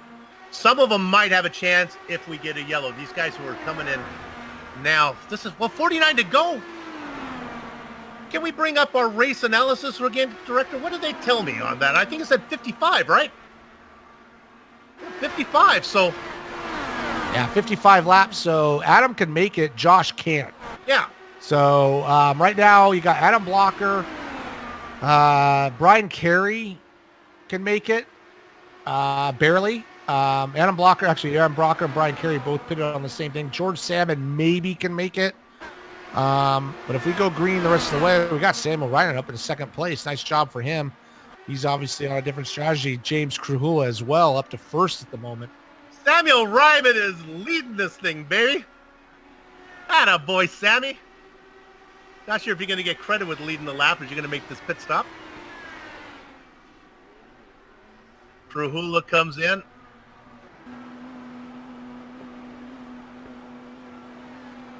We've got ourselves a thinking man's race now. Yeah, right now Adam Blocker's definitely in the driver's seat. He's going to be able to make it. He's technically in the lead. Richard Holiday is in front of him, but he's basically almost a lap down. He's not going to be able to make it. Josh is not going to be able to make it. Chin. Really, it's going to be Adam Blocker's race to lose at this point if we go green the rest of the way. We think Holiday is about 8 laps short. That's my guess. Yeah, I'm going to say about 6 to 7 laps short. So Maybe if he gets a lot of yellow flags, he might be able to stretch it. Let's go on board the HyperX onboard camera. Racing in 7th. It's the Watchman, Mark Cohn, looking up at Brandon Limkeman.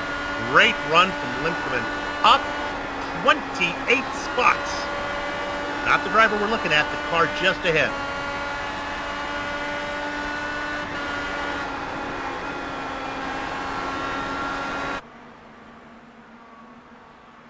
This has been a good one.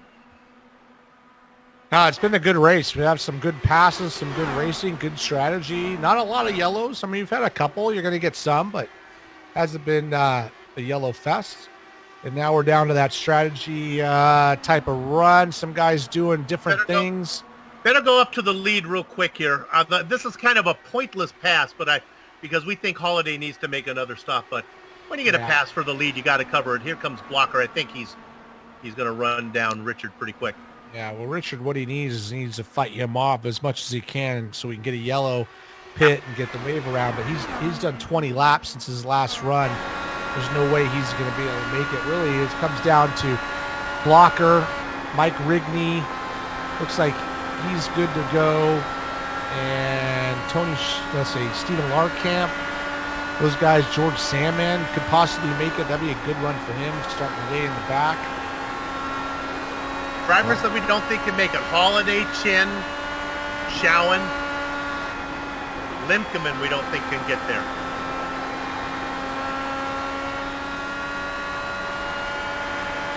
We got, 38 laps to go. Chin's pitted 28 laps. That's not going to be able, he's not going to be able to do 64 laps. Nope. 66 laps. Sorry, I told you my laps.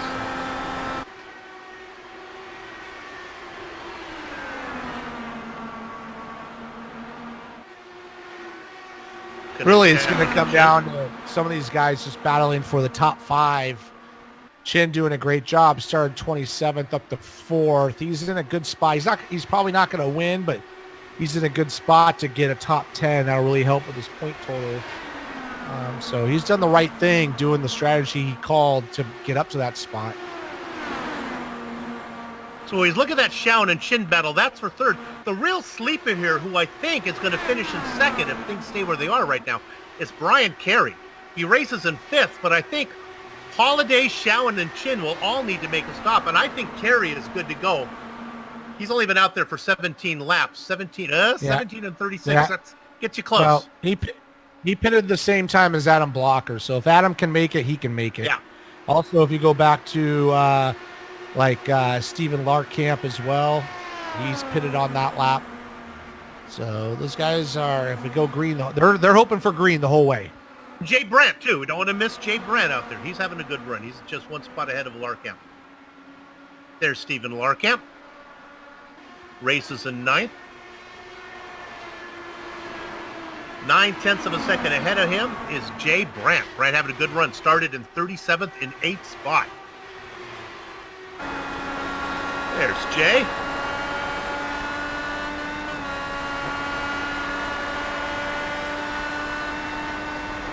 He's in a good-looking car out there. Black and red. Nice machine. Look at that. Back in 37th. I think we only had, how many cars do we have? 38 cars. So started on the back row all the way up to 8th spot. He's in a good spot here to possibly move up even more, as he's on a good pitch. He's on the same pitch strategy as the leader, so he might move up to the top 5.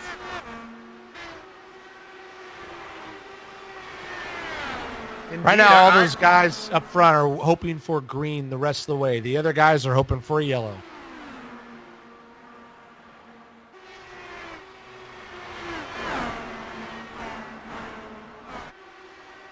Your leader, Richard Holiday, under attack from Adam Blocker, but really nothing to look at there. I like what we're watching here. You can see the tower. Yeah, Richard Holiday doing cars on the. Go ahead. I was going to say, Richard Holiday doing everything he's supposed to do. He's got to hold Adam Blocker behind him if he has any chance of finishing up front. Let's go back to Goodman and Sandman. These guys are battling hard. Goodman going on the inside of Sandman. Nice move right there. Power move right on the bottom of turn 3 and 4. We've seen how hard it is to pass down there, and he made it happen. Goodman can comfortably get to the end. George is going to be kind of close. He's been out there for 26 laps, and there's 29. That's 55. He'll be on the border, but you got to figure George knows what he's doing. Yeah, he's right on the edge, so he might have let Goodman go, knowing that he's right on the limit. His best bet is to stay out there unless the thing runs out of gas. So if he can do that, some of these other guys have to pit. He can move up, 5, 6, 7 spots. That'd be a good run for him starting 24th. So viewers, here's what you're going to look at. Richard Holliday's your leader, and I don't expect him to come in until he needs to. And that's probably not going to be for another 20 laps. So he's looking to come in right at the end. And I guess, Richie, if a yellow comes out, maybe Holliday stays out and hopes that maybe another yellow comes out and he can squeak out 7 laps. Well, that's a lot of laps to get. Yeah, I don't think if a yellow comes out in the position he's in right now, he's better off pitting and just cycling to the back. You don't want to pit under green. You don't want to hope for 2 yellows. So, but yeah, he's going to stick it out there. He's got 20 laps to go until he has to pit roughly. He's going to stay out there right to the very end. You stay out there, get to within 5 laps. The yellow comes out and the race ends 4 laps early, and you kind of limp it around under yellow. Come on, Richard. Stay out there until that gas tank's as empty as a syrup bottle at a pancake social. Yeah, big battle here with Josh Chin, Brian Carey, and Mark Cohn. These guys are starting to tighten up a little bit. You can see Josh is struggling a little bit for grip. He's done a good job, gotten on himself all the way up to second at one point, started 27th, but now he's starting to struggle a little bit. All these guys battling, trying to get their fuel mileage numbers and try to stay on the lead lap at the same time. We have 15 cars on the lead lap. Joe Branch is sitting 15th, 18 seconds behind the leader. The leader is running 20.3 seconds. So you can do the math. He's about a second and a half before he's going to start getting lapped himself. That white and blue car you're looking at is Joshua Chin. He has no hope of making it to the end without a pit stop. The car right behind him, that's Samuel Ryman. He's in 16th. First car 1 lap down. Sammy is good to go. So he's going to pick up Ryman. Probably will not finish on the lead lap, but he will pick up several spots from these guys who have to come in, like Holiday and Chin. He should be able to lap them. Should be a good finish for Ryman. Yeah, he's first car down a lap in 16th spot, but I figure there's probably about 5 to 7 guys in front of him that possibly have to pit. So move him up, top 10 finish if it just continues on the way it is.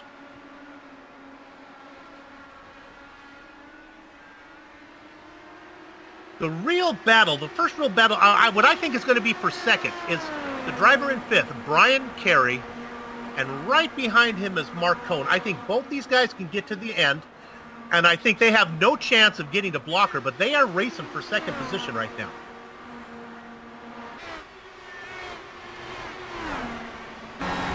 Look one more time onboard camera with a HyperX onboard camera. I hope you got your HyperX headphones on.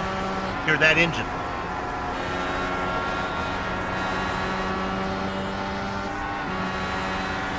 If you've been a Lionheart fan for a long time, you know that's how these races go. Now, I haven't been tracking the yellow flags, but I have a hunch we're still under 7. I think we might set a record here.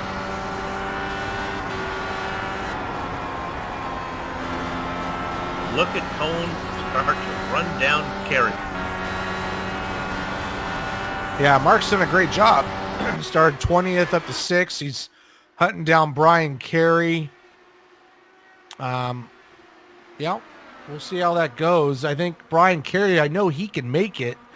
Mark Cohn, I'm not so sure he can make it. It'll be close. It'll be really close. He's at 41. Yeah, he's 41 kind of in now. the same boat as Sandman. He kind of just needs to coast around a little bit. Mark Cohn might be better off behind Kerry right now than in front because it could be tight. Remember, these are fixed setups, so the drivers don't get the toys to play with. Look at this. He's not listening to me. Mark Cohn wants that spot. So this means either Cohn feels confident he can get to the end or confident that he can't get to the end. If you know you can't make it, you might as well race. Yeah, I mean, the 55 lap number is arbitrary. Sometimes that's a little bit different. He's going to try to, if he's getting held up, he's going to try to go, but we'll see if he can make it the distance. But yeah, he's being pretty aggressive. He's going to try to go on the inside. Ooh, that was tight going into 1 and 2. Ryan Kerry holding this line. This is the best racing on the track right now. You're not missing anything.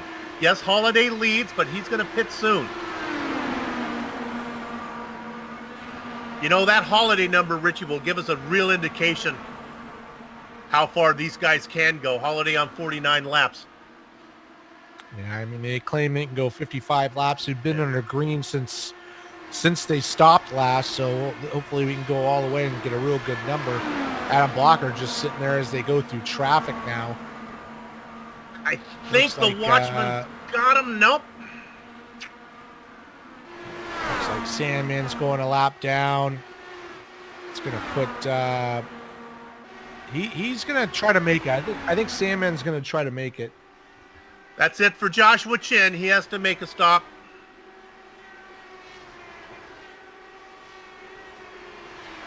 Boy. Showen comes in. We knew he would have to stop. So these are all spots that Kerry and Cohn, that battle we were watching, will vulture. Director, let's go back to the third place battle now, Kerry, because Mark Cohn has not given up. My gosh, he wants this spot. Yeah, and you know, the thing is, Brian Kerry doesn't know that he's on a different pitch. Not know, so there's no reason for him to go, I'm just going to let him go by. He thinks he's fighting for third spot at this point. Mark Cohn, I don't think he can make it. Well, I know he can't make it. 53 laps. 8 laps to go. Well, 53 is as far as Richard Holiday could go. He had to come in. 53 laps, so Mark Cohn's working lap 49 since his last pit stop, so either he knows something we don't, or he's just going to say, screw it, I'm going to hope for a yellow and finish in a yellow. 53 was not the number that Mark Cohn was hoping for. Adam Blocker is safely at, well, he's gone 46. He only needs to go 7 more. 46 and 7 is 53. You got to assume the Blocker's going to get it there. Yeah, he's definitely going to get it. He's been, he's definitely knows the strategy. I don't think he's going to miss that. The real question is Mark Cohn in third. He's got the toughest order. Stefan Larkamp. Mark Cohn's coming in. Mark Cohn's coming in. He's giving it up. So Brian Kerry, let's put Jay Brandt up into third spot. James Krahula, who followed him earlier with his strategy, he's moved up to fourth. But man, let's give some credit to Jay Brandt there. 37th to third. So he's played the strategy just right, man. That's obviously our big mover of the event. Coming under the flag this time as we ride on board here with Jay Brandt. Adam Blocker has 3 to go.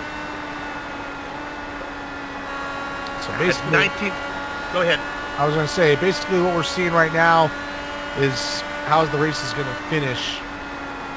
So we got 8 cars on the lead lap. Joe Branch, first car lap down. George Salmon, like I said, moved up to 10th spot with those guys pitting. We'll see if he can move it. Let's give a shout out to Samuel Ryman up to 11th. He's done a great job. Really just come down to just kind of holding your own and just going to the pit when the leaders pit. Coming for the white flag, Adam Blocker. The 2 cars that go around him in front, he lets them roll by. They don't matter. The only question is now, does Blocker have enough fuel to get to the end? He has a 10-second cushion on Brian Kerry. If he runs out of petrol now, he can probably coast it around with his Flintstone feet. through 3 out of 4. The winner of the thumbs up, cancer down, Phoenix 200, Adam Blocker. Richie, looks like Brian Carey gets second. Yeah, Brian Carey, Jay Brandt, 37 to third. Man, great job. James Krahula also, he's been yo-yoing back and forth. Let's give a shout out to Stefan Larkamp, Michael Goodman, 6th. Looks like 8 cars on the lead lap. Yeah, Mike Rigney. And our rookie contender, Kankapati, going to come home 8th. You know what? Adam Blocker never really had, he had moments where he wasn't leading, but he kind of had this race in control the whole time. Indeed, he was very comfortable. The racing is over here in Phoenix, but our broadcast is far from done. We'll take a short break. We'll come back to run down the entire finishing order, talk to some of the drivers before we put a lock on the gate. You're watching the Global Sim Racing channel on the iRacing Esports Network.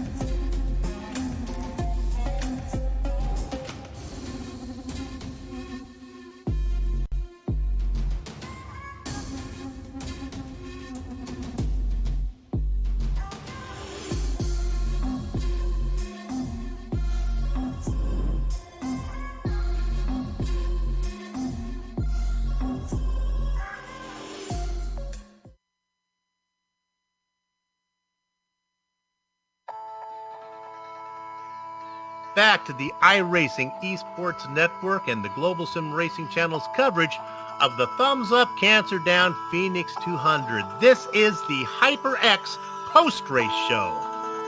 The Lionheart Racing Series is powered by HyperX. Now, when you're trying to claw your way to the top of the podium, it pays to have an ultra-comfortable, high-quality headset that gives you the audio information you need to grab the checkered flag.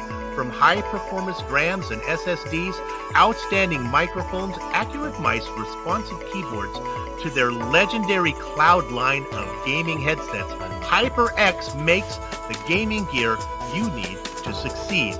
Casual or pro, no matter your creed, color, or culture, we're all gamers, and HyperX is always ready to game. Use promo code LION HRT15 at, now here's their website, hyperxgaming.com. Go there and check them out. It's a fun website to go to. All right, let's go ahead now. If you don't have a HyperX headphone, don't worry, because we're going to put this on screen so you can see it. This is the Turn Racing finishing order. Turn Racing is merging the gap between real and sim racing. Use promo code Lionheart10 at turnracing.com. There you see it. Adam Blocker, he comes back. We thought he was going to retire, but he's been here for 2 or 3 races. Finished third last time at Watkins Glen, gets the win here today. Brian Carey and Jay Brandt. Woohoo! Nice finishes for them. Now, Carey started in 4th, so he comes over in 2nd. But what about Jay Brandt? Up 34 spots to get that 3rd position.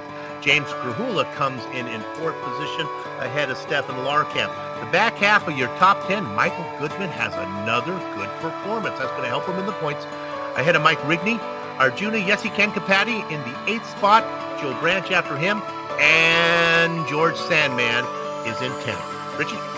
Yeah, coming on 11th. Great job for Samuel Ryman. Started 5th up to 11th.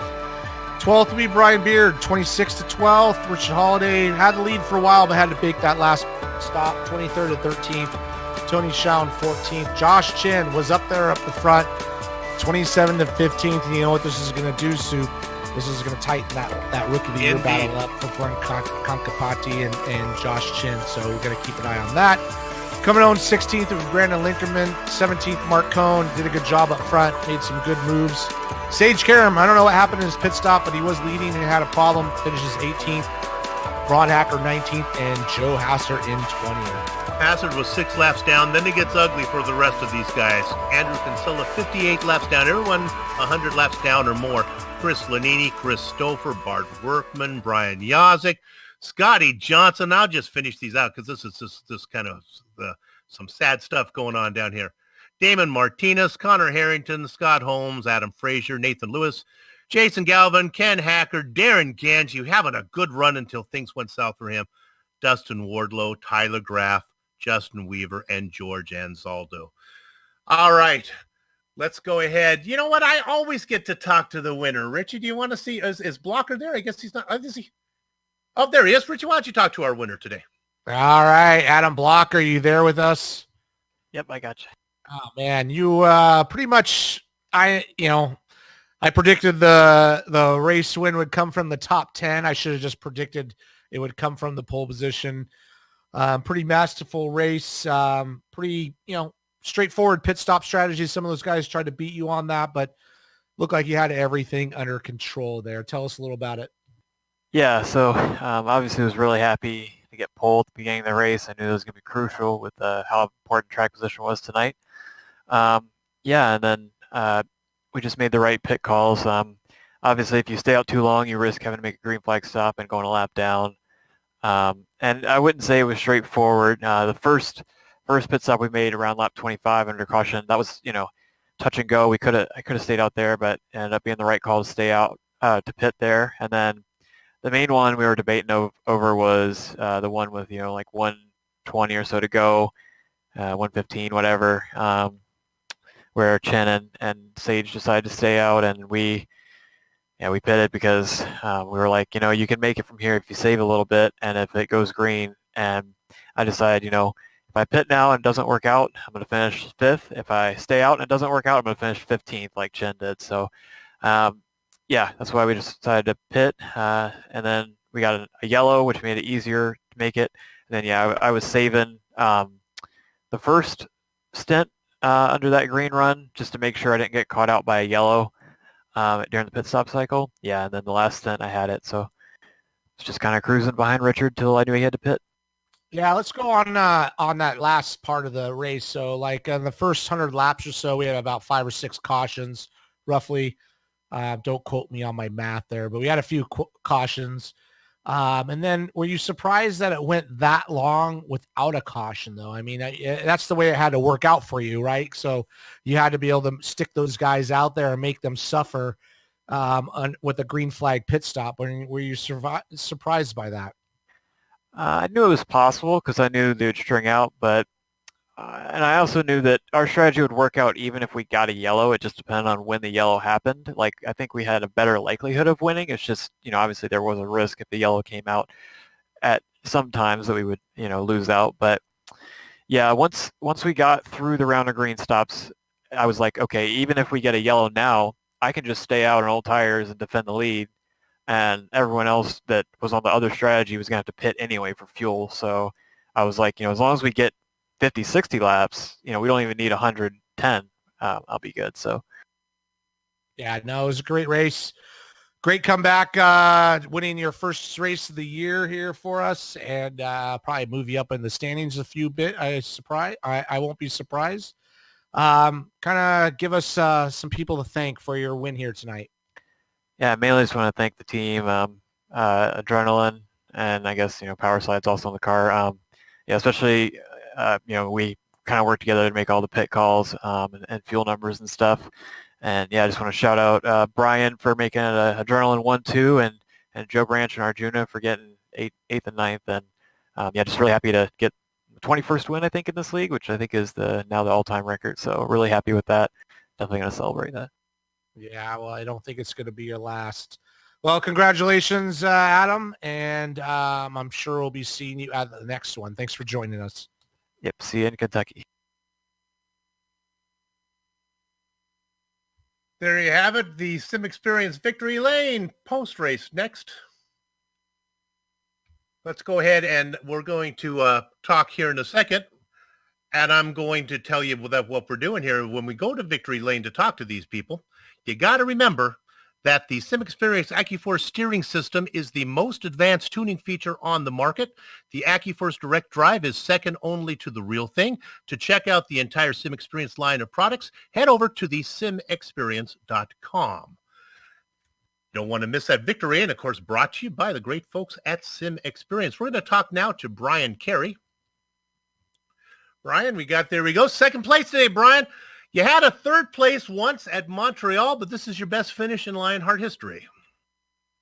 Yeah, actually, I closed out the season last year at California in third place too, so it's my second oval podium, which I'm very excited about. I did not have high hopes for this race. I had high hopes for Homestead, higher hopes for Watkins. Those turned out terribly, so I'm super excited about this. At the end of the race, you were in that fierce battle with the watchman, Mark Cohn. We kind of knew that Cohn was going to have to pit. Did you know that he had to pit? I did. I mean, I was just the pace he was coming, and when he pitted, I knew he probably had to. So, I mean, he caused a few Code Brown moments there, just diving up the inside. So I am glad that he didn't come into me, but I was confident that I could hold him back if I needed to. So when he ducked into the pits, it was a big relief. When did you realize, getting close to the end of the race, that, hey, we kind of caught on to it, but we're able to check and see what's going on? When did you realize that this thing was going to work out for you? When it went green. And thanks to my teammate, Andrew Kinsella, he called us into a pit early in the race. It basically put us on a trajectory to get that green flag run at the end. We caught it, so I'm very, very happy about that. But basically it worked out that, okay, we had, X amount of laps left. If we ran this flat out, we can get to this lap number, make our final pit stop. Hopefully people would get caught out in green flag pit stops, and they absolutely did. And I do want to make sure that I do thank our Cloud Alpha HyperX headsets that we have here. Those helped a lot. I have run last season with, I'm going to be honest, inferior product in my headsets, just earbuds, and these are so much more comfortable, and they do help quite a bit. Isn't that cool? We talk about it during the race, but if you're watching out there, there's a testimonial for you for our sponsor. Congratulations, Brian, for a great run.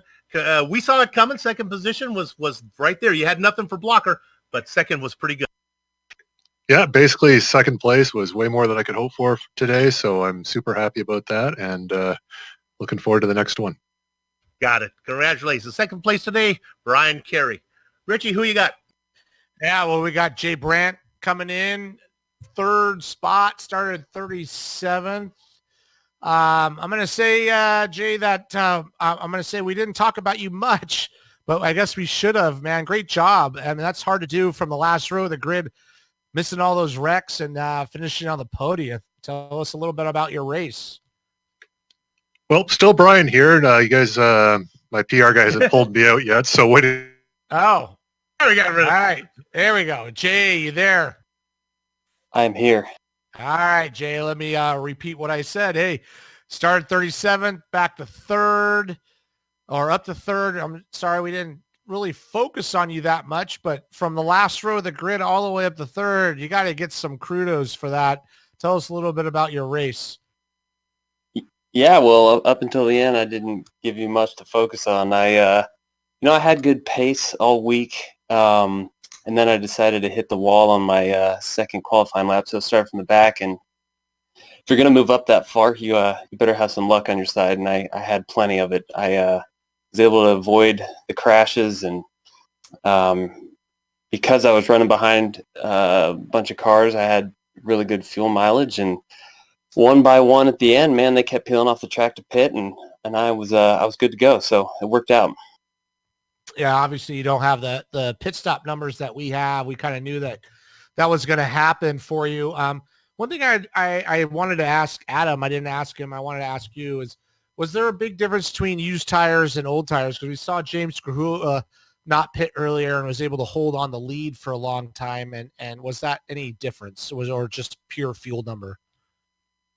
Yeah, there was a difference, but not enough to where you were going to get your doors blown off. I mean, like I think Adam mentioned, he could have stayed out on used tires and defended the lead. It was just so difficult to pass out there tonight.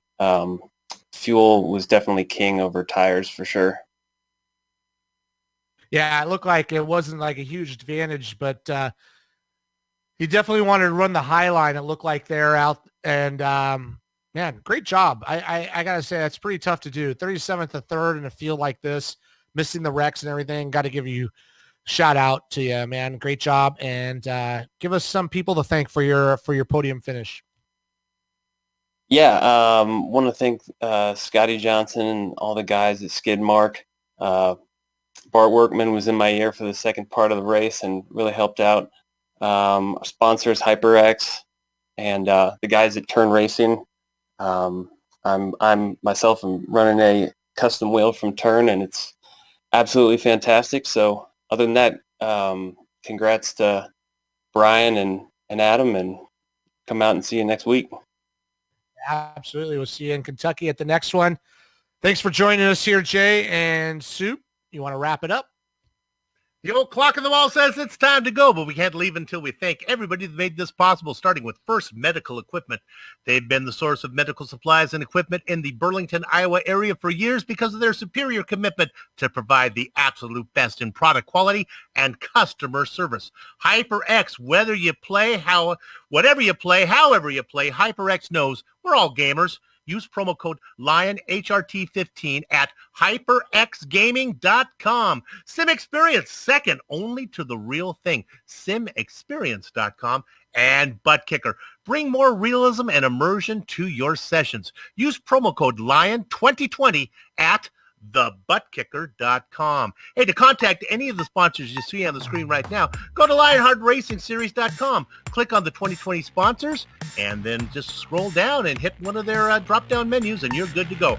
The original music on every GSRC broadcast comes courtesy of June Lalonde. See the screen for contact information. On screen now is just some of the companies, equipment, and software that made this broadcast possible. The Lionheart IndyCar Series returns for round 3, and that's going to be at Michigan. Not quite sure when that is because I didn't mark it down on my script, but you'll know when to do. Do you know how you do that? There it is. It's on screen. April 8th. You got it. Hey, that's coming up in just a week. But if you really want to know for sure, because sometimes Soup is an idiot, then you want to go to globalsimracingchannel.com and then you go to globalsimracingchannel.com and you can check it out and you'll really get to know what it is. Or you can go to Twitter at GSR Channel, Instagram at GSR_Graham, and of course Instagram at GSRC_Graham in case you missed it the first time. If you're not a GSRC YouTube subscriber, head over to the GSRC YouTube page and hit that button to subscribe. Hey, go and check out the GSRC merchandise store at gsrc.storeenvy.com. The link is in the description below. Finally, on behalf of the entire crew, that's Richie. That would be Sean. That would be Dougie. I'd like to thank all of you for watching, as it was indeed the defending champion, Adam Blocker, who gets the win in the Thumbs Up, Cancer Down Phoenix 200 right here. With that said, we're off to have fun storming the castle. So until next time, race clean, race hard, and we'll see you on the track.